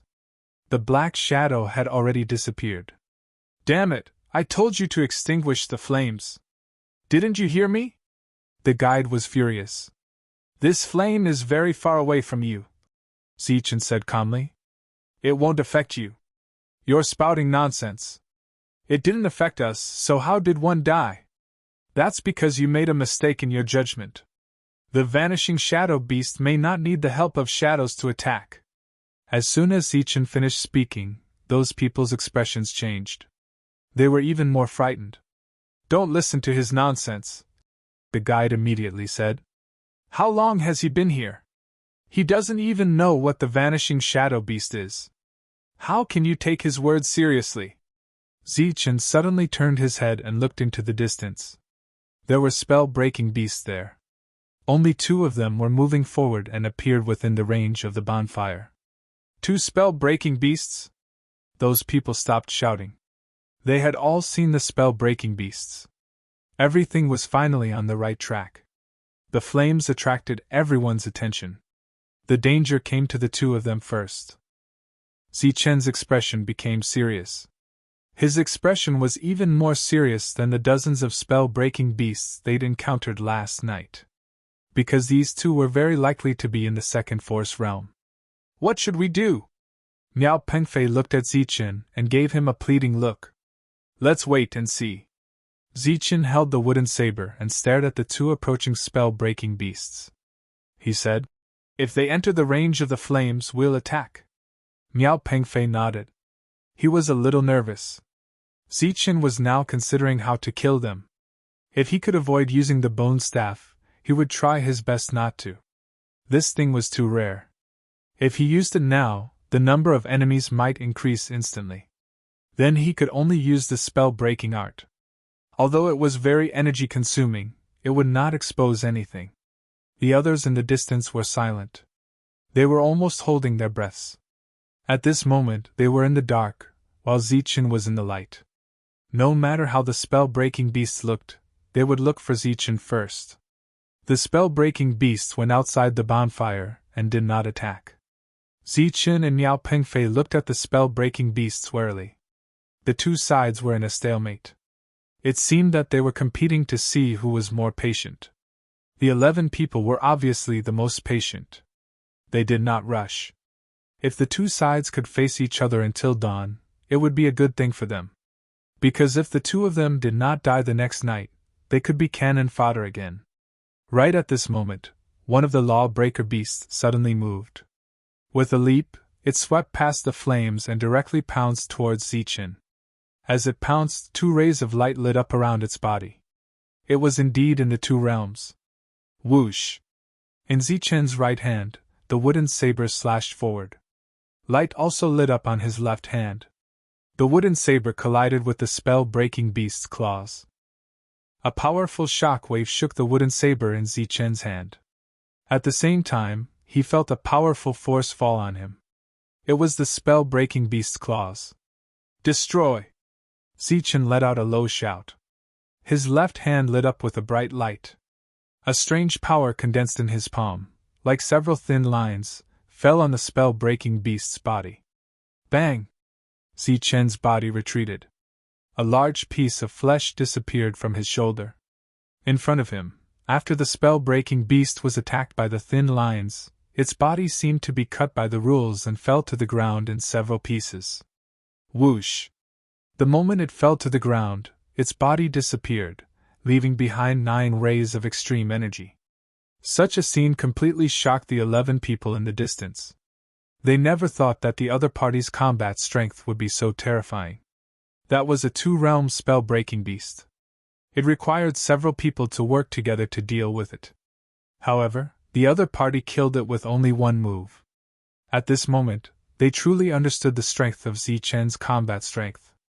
They had actually used such an expert as cannon fodder. Perhaps it was because this move was too frightening, but outside the flames, the other law-breaking beast saw this and turned to run. Miao Pingfei was also stunned. He had never seen Zichen use this spell-breaking technique. This was also the first time. He did not expect it to be so lethal. Zichen threw away the half of the wooden saber in his hand, then went forward to pick up the energy on the ground. He left 1 ray to refine and recover his injuries. He put away the rest. He left the bonfire and walked toward the 11 people. Seeing this, everyone's expression changed greatly. Was he going to settle the score with them? Misunderstanding. Seeing this, the being immediately said. Zichen ignored him. He walked to the side of the disappeared being and picked up its wooden weapon.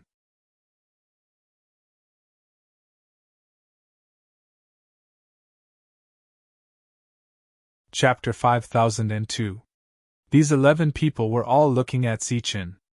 During this time, no one dared to stop Zichen. The extreme energy was constantly healing his injuries. Zichen's injuries were not light after that head-on clash. However, he had also indirectly verified the destructive power of the extreme energy. It was another powerful battle force. Holding the wooden saber that he had picked up, he returned to the original campfire. Zichen immediately sat down cross-legged with the wooden saber beside him. Another beam of energy appeared in his right hand. He was refining 2 beams of energy at the same time, trying to recover quickly. In this place, as long as one did not die immediately, one could recover no matter how serious the injuries were. The campfire burned. This night, there were no more dangers. After seeing Zichen kill the 2 Force Realm Spellbreaker beast with 1 palm, no one dared to make a ruckus. For a moment, the atmosphere was very quiet. The sky brightened, and the group continued on their way.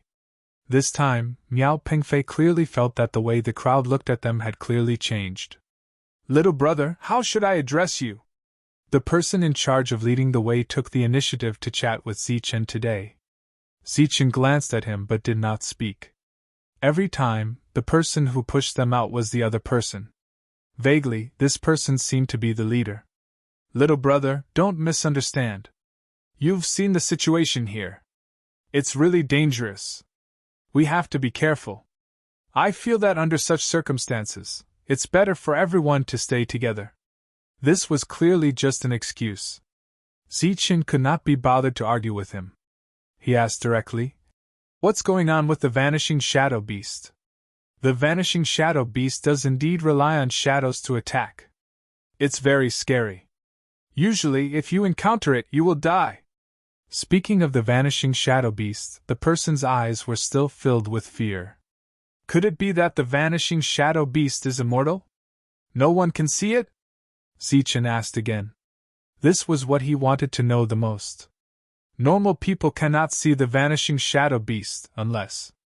The person's expression became hesitant. Zichen's expression changed slightly. It seemed that there really was a special situation. However, he did not continue and waited for the person to continue. Spellbreaker, the guide said. It said that the spellbreaker can see the vanishing shadow beasts and can even kill them. This was the second time Zichen had heard the term spellbreaker. What kind of existence is that? A very mysterious existence that doesn't need extreme energy to survive in this world, the guide said. There has always been a rumor that they are the natives of this world. They were born to be compatible with this world and control the rules of this world. Oh, right, they have perception, the guide said. This is something normal people don't have. Perception? Zichen asked. What is that? Just like the soul power we once had, we can sense all things. The guide thought about it and said, the reason why they can see the annihilating shadow beast is probably because of their perception. Zichen could see the annihilating shadow beast, but he did not have any perception. He knew this very well. The reason why he wanted to know the answer to this question was because he wanted to discover some differences and speculate about his own situation at the same time. However, he didn't seem to have gained anything. Let's talk about the Bien Fong mineral vein. This was the place they were about to go. There was a strong sense of danger.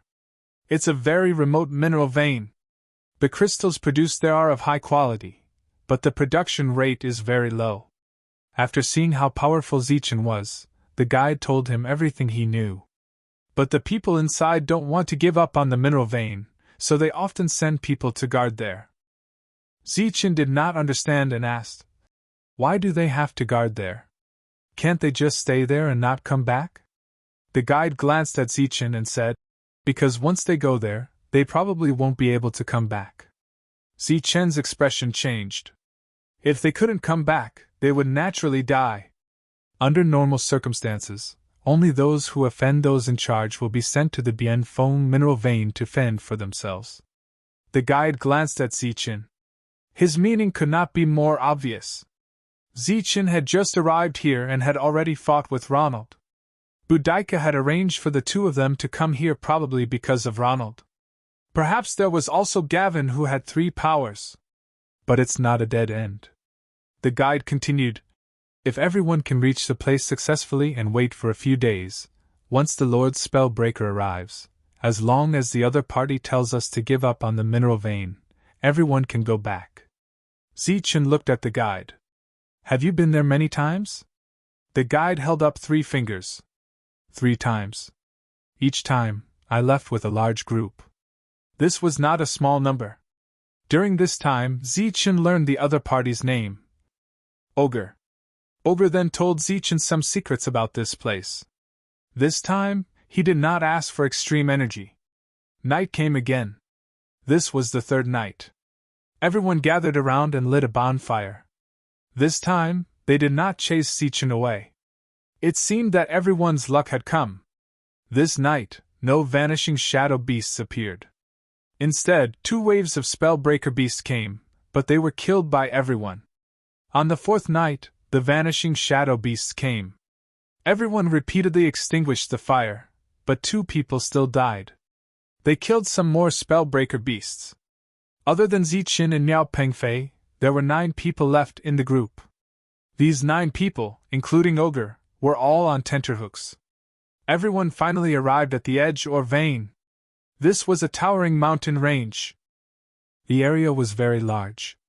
There were mountains everywhere, and there were some caves all around. At the foot of the mountain range, there were some buildings. There was no one inside. It was said that before they left, there were some people guarding here. Now, it seemed that they were all dead. According to Ogre, the guards would come first. After the place was stabilized, it would be time for the One-Force Realm cannon fodder to enter and collect the crystals. When collecting the crystals, it would be accompanied by danger. Because some of the crystals also had some kind of strong killing intent. When everyone arrived, they immediately found some rooms and entered them. In these few days, everyone had consumed their own energy. Without the subsidies, they did not have much energy left. They would save as much as they could. Zichen, on the other hand, had gained a lot along the way and did not consume much energy. This mineral vein was so big that it gave Zichen a strong sense of oppression. Ogre told him that the crystals inside might contain some kind of great danger, but they might also contain great opportunities. For example, Ronald's whip was made of extraordinary material. It did not seem to be something from this world. It was found by someone in the crystals. After it appeared, it did not disappear. It was supposed to be sent to Spellbreaker City, but for some reason, it was left behind. Zichen was very surprised. He did not expect there to be something in the crystals. Ogre told Zichen that they should just stay here. After a few days, when the Spellbreakers came to investigate, everyone could leave. Staying in the rooms, as long as there was no fire, the chances of encountering vanishing shadow beasts were very small.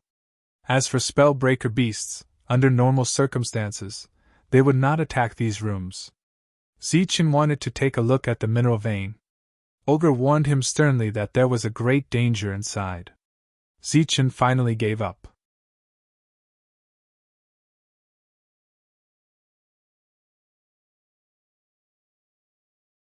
Chapter 5003. Two lawbreakers came this time, a man and a woman. Other than the two of them, Ronald and Gavin also followed them. A total of 4 people. When they arrived, they asked Ogre to call everyone out. Ronald's gaze swept across the crowd. When he saw Zichen and Miao Pengfei, surprise flashed across his face, but he didn't say anything. Ogre told them about the situation here, and the 2 lawbreakers looked at the dirty ogre with disdain. "Sir, we've been here for so long, and we can't hold on any longer." After saying that, Ogre looked troubled. According to the rules, every day they went out, they would receive 2 strands of energy as a reward. After walking for a total of 5 days and staying here for a few days, each of them received more than 10 strands of energy. The lawbreakers obviously didn't care about this kind of thing. Ronald took out a lot of extreme energy and began to distribute it to everyone. When he came in front of Zichen, he looked at Zichen and said in a low voice, "You're lucky to not die on the way. I hope your luck will continue." "I will." Zichen took the energy. Ronald smiled coldly, then turned back and said, "Sir, this mine is very dangerous. Why don't we let him go and explore?" Ronald pointed at Zichen. "His speed is good. It won't take long for him to go back and forth." The lawbreaker seemed to be a little moved. The edge mine was indeed a little strange. The woman said with disdain, "They're all dirty. Let's go take a look and then leave here. I feel uncomfortable every time we stay here. Looking at these dirty people, I'm about to vomit." The 2 lawbreakers, like the lawbreakers, didn't have any energy flowing around them, but it was said that the lowest realm of lawbreakers was the 4-strength state. At this moment, facing the woman's disdain, everyone was silent. Obviously, they didn't dare to refute. "Okay then." The Magi Breaker nodded, and the 2 of them walked towards a hole. Gavin and Ronald didn't go over, but waited here. Zichen turned and walked toward his residence. "Stop right there. Did I say you could leave?" A cold voice rang out. It was Ronald. He stared coldly at Zichen. Zichen turned around and glanced at him. "Who said you could leave?" Ronald quickly approached and pointed at Zichen's nose, cursing. "Who do you think you are? His lordship is waiting here. Is it your turn to go back?" As he spoke, he raised a long whip in his hand and was about to strike. When the others saw this, their expressions changed. They had all witnessed Zichen's strength with their own eyes. If Ronald were to make a move now and anger Zichen, he would definitely not be able to survive. "If you want to die, then do it." A cold killing intent flashed in Zichen's eyes. From August, he knew that there were no rules in this place. Whoever was stronger had the final say. The reason why Ronald could command a portion of the people here was not because he was strong, but because he had a good relationship with Gavin. Jiawen, who was at the 3 Forces realm, was undoubtedly the strongest person here. "What, you dare to threaten me?" Ronald glared at Zichen. However, he did not strike with his whip, perhaps because he sensed danger. Zichen's eyes were filled with cold killing intent. Miao Pengfei stood beside Zichen and looked at Zichen worriedly. He was well aware of Zichen's strength. It was too easy for him to kill Ronald, but there was still Gavin, who was at the Three Forces realm. "Ronald, what are you doing?" Gavin's voice rang out. He walked over with a face full of dissatisfaction. "Boss, this guy obviously doesn't know the rules. We haven't left yet. How is it his turn to leave?" Ronald said angrily. "If you haven't left, you can continue to stay here." Zichen glanced at Ronald with an indifferent expression and turned to leave. "How dare you speak to me with such an attitude? Do you want to die?" Ronald said coldly. Zichen turned to look at him. "You tried to harm me just now, but failed. That was the first time. Now you're bothering me for no reason. This is the second time. If there's a third time, I don't mind killing you." Zichen looked at the whip in Ronald's hand and said, "Good, I'm very interested in that whip." This was a blatant threat. After saying that, Zichen turned and left. Seeing this, Miao Pengfei followed Zichen and left. Ronald was angry and wanted to say something, but he was stopped by Ogre. Gavin narrowed his eyes. There was a hint of coldness in his eyes. He did not like the other party's arrogance. "Let go of me, I'm going to kill him." Ronald was obviously still angry. "Sir, please calm down. If you go now, I'm afraid you won't be able to come back," Ogre said. "What do you mean?" Ronald said angrily. "You're saying I can't beat him?" The others did not say anything. They even watched happily as he went to find trouble with Zichen. Ronald had always been disliked. If it was not for Gavin's protection, he would have died many times. For a moment, many people blamed Ogre in their hearts for being a busybody. "I'm not sure about Sir's combat strength, but that Zichen can kill a second force law-breaker beast with one palm," Ogre said. "What?" Ronald's expression changed. Now that he saw a second force law-breaker beast, it was a matter of whether he should run or not. He did not even dare to fight, let alone kill it. Even Gavin, who was beside him, had a flash of surprise in his eyes. He found it unbelievable. "Is what you said true?" Ogre nodded and said, "Yes, I saw it with my own eyes. If you don't believe me, you can ask the others. They also saw it with their own eyes." Gavin looked at the crowd, and they nodded reluctantly.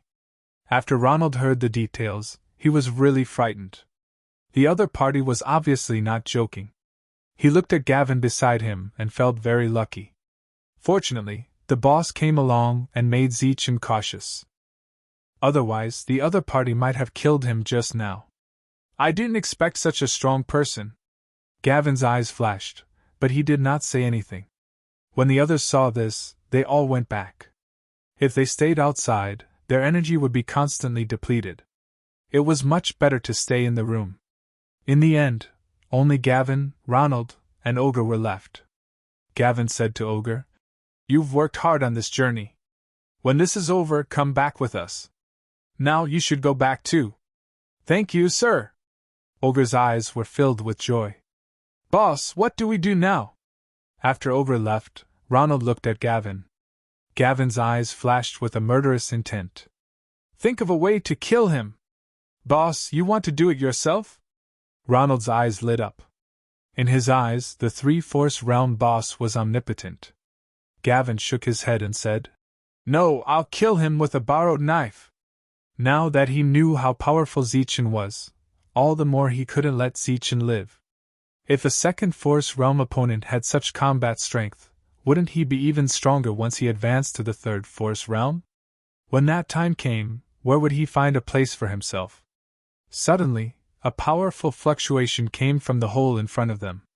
The two lawbreakers who entered the hole not long ago ran out in a sorry state. The two of them were surrounded by light, and there were a total of 4 forces.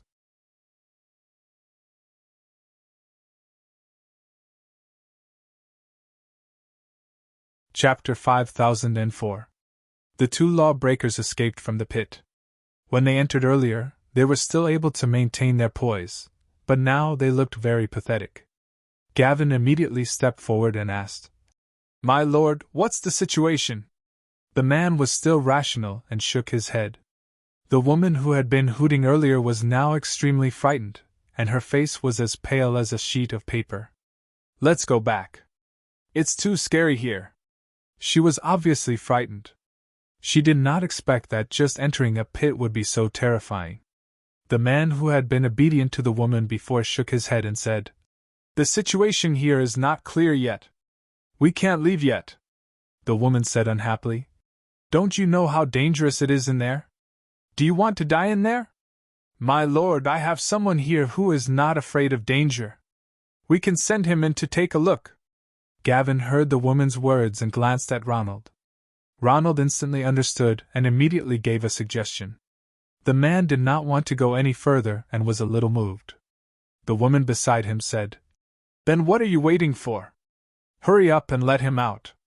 Ronald proudly shouted for Zichen in a very loud voice. However, there was no movement from Zichen's room. Ronald shouted a few more times, but there was still no response. Sensing the unfriendly gazes of the two lawbreakers, he immediately cursed. "You damn guy, I told you to pretend you didn't hear me, didn't I?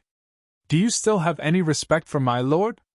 He stepped forward and kicked open Zichen's door while cursing. "Zichen, you!" Before he could finish his words, a fist light appeared from the room and hit him squarely on the forehead. Bang! His body flew backward and landed more than 100 feet away. "You're courting death!" Gavin immediately shouted angrily when he saw this from afar. "Oh, it's a person. I thought it was a law-breaking beast." Zichen glanced in Gavin's direction. "Sorry, I've been chased by law-breaking beasts recently. It's a conditioned reflex. Cut the crap. My lord wants you to go in and take a look." Gavin couldn't be bothered to argue with Zichen. After all, it was impossible to come out alive after entering. Zichen said, "Only important people have the right to explore the potholes. I'm only in the second force state. How could the Lord let me go? Even if they want someone to enter, it should be someone like you who has reached the 3 realms of strength. Only the strong will be able to find useful clues inside." Gavin obviously didn't expect Zichen to say such a thing, and his face immediately darkened. Obviously, he was trying to kill him on purpose. His face darkened, and he said coldly, "Cut the crap and go in quickly." At this moment, Ronald also stood up and shouted at Zichen, "Are you going to disobey Master's orders?" Gavin turned to the 2 spellbreakers and said, "This person is extremely cunning and has strong survivability. We will definitely find useful clues if we go in." Ronald also chimed in, "That's right. My boss is very familiar with the people here and knows how capable they are. My lord, sending him in is the most appropriate choice. Bullshasterisk. I was sent here on the day I arrived. You don't even know my name. How can you understand me?" It was obvious that the other party wanted him dead. Zichen did not care about their expressions and cursed. "You 2 black-hearted bastards. You just want me to die. Don't make it sound so nice. If you have the ability, you 2 can go in. One of you is in the second force state, and the other is in the third force state. Won't the chances of survival be higher if you team up? The Lord has already ordered. You don't have the right to choose. Now you have to go in even if you don't want to," Gavin said coldly. Zichen walked forward. "If you want me to go in, that's fine. But this idiot has to come with me." Zichen pointed at Ronald. Ronald's expression changed drastically. Obviously, he didn't dare to go in. Zichen's meaning was clear. He would only die if he went in. "This is not appropriate. Only one person can go in," Gavin said, obviously wanting to protect Ronald. Zichen sneered. "Not appropriate. Then you go in. You ugly people are too troublesome."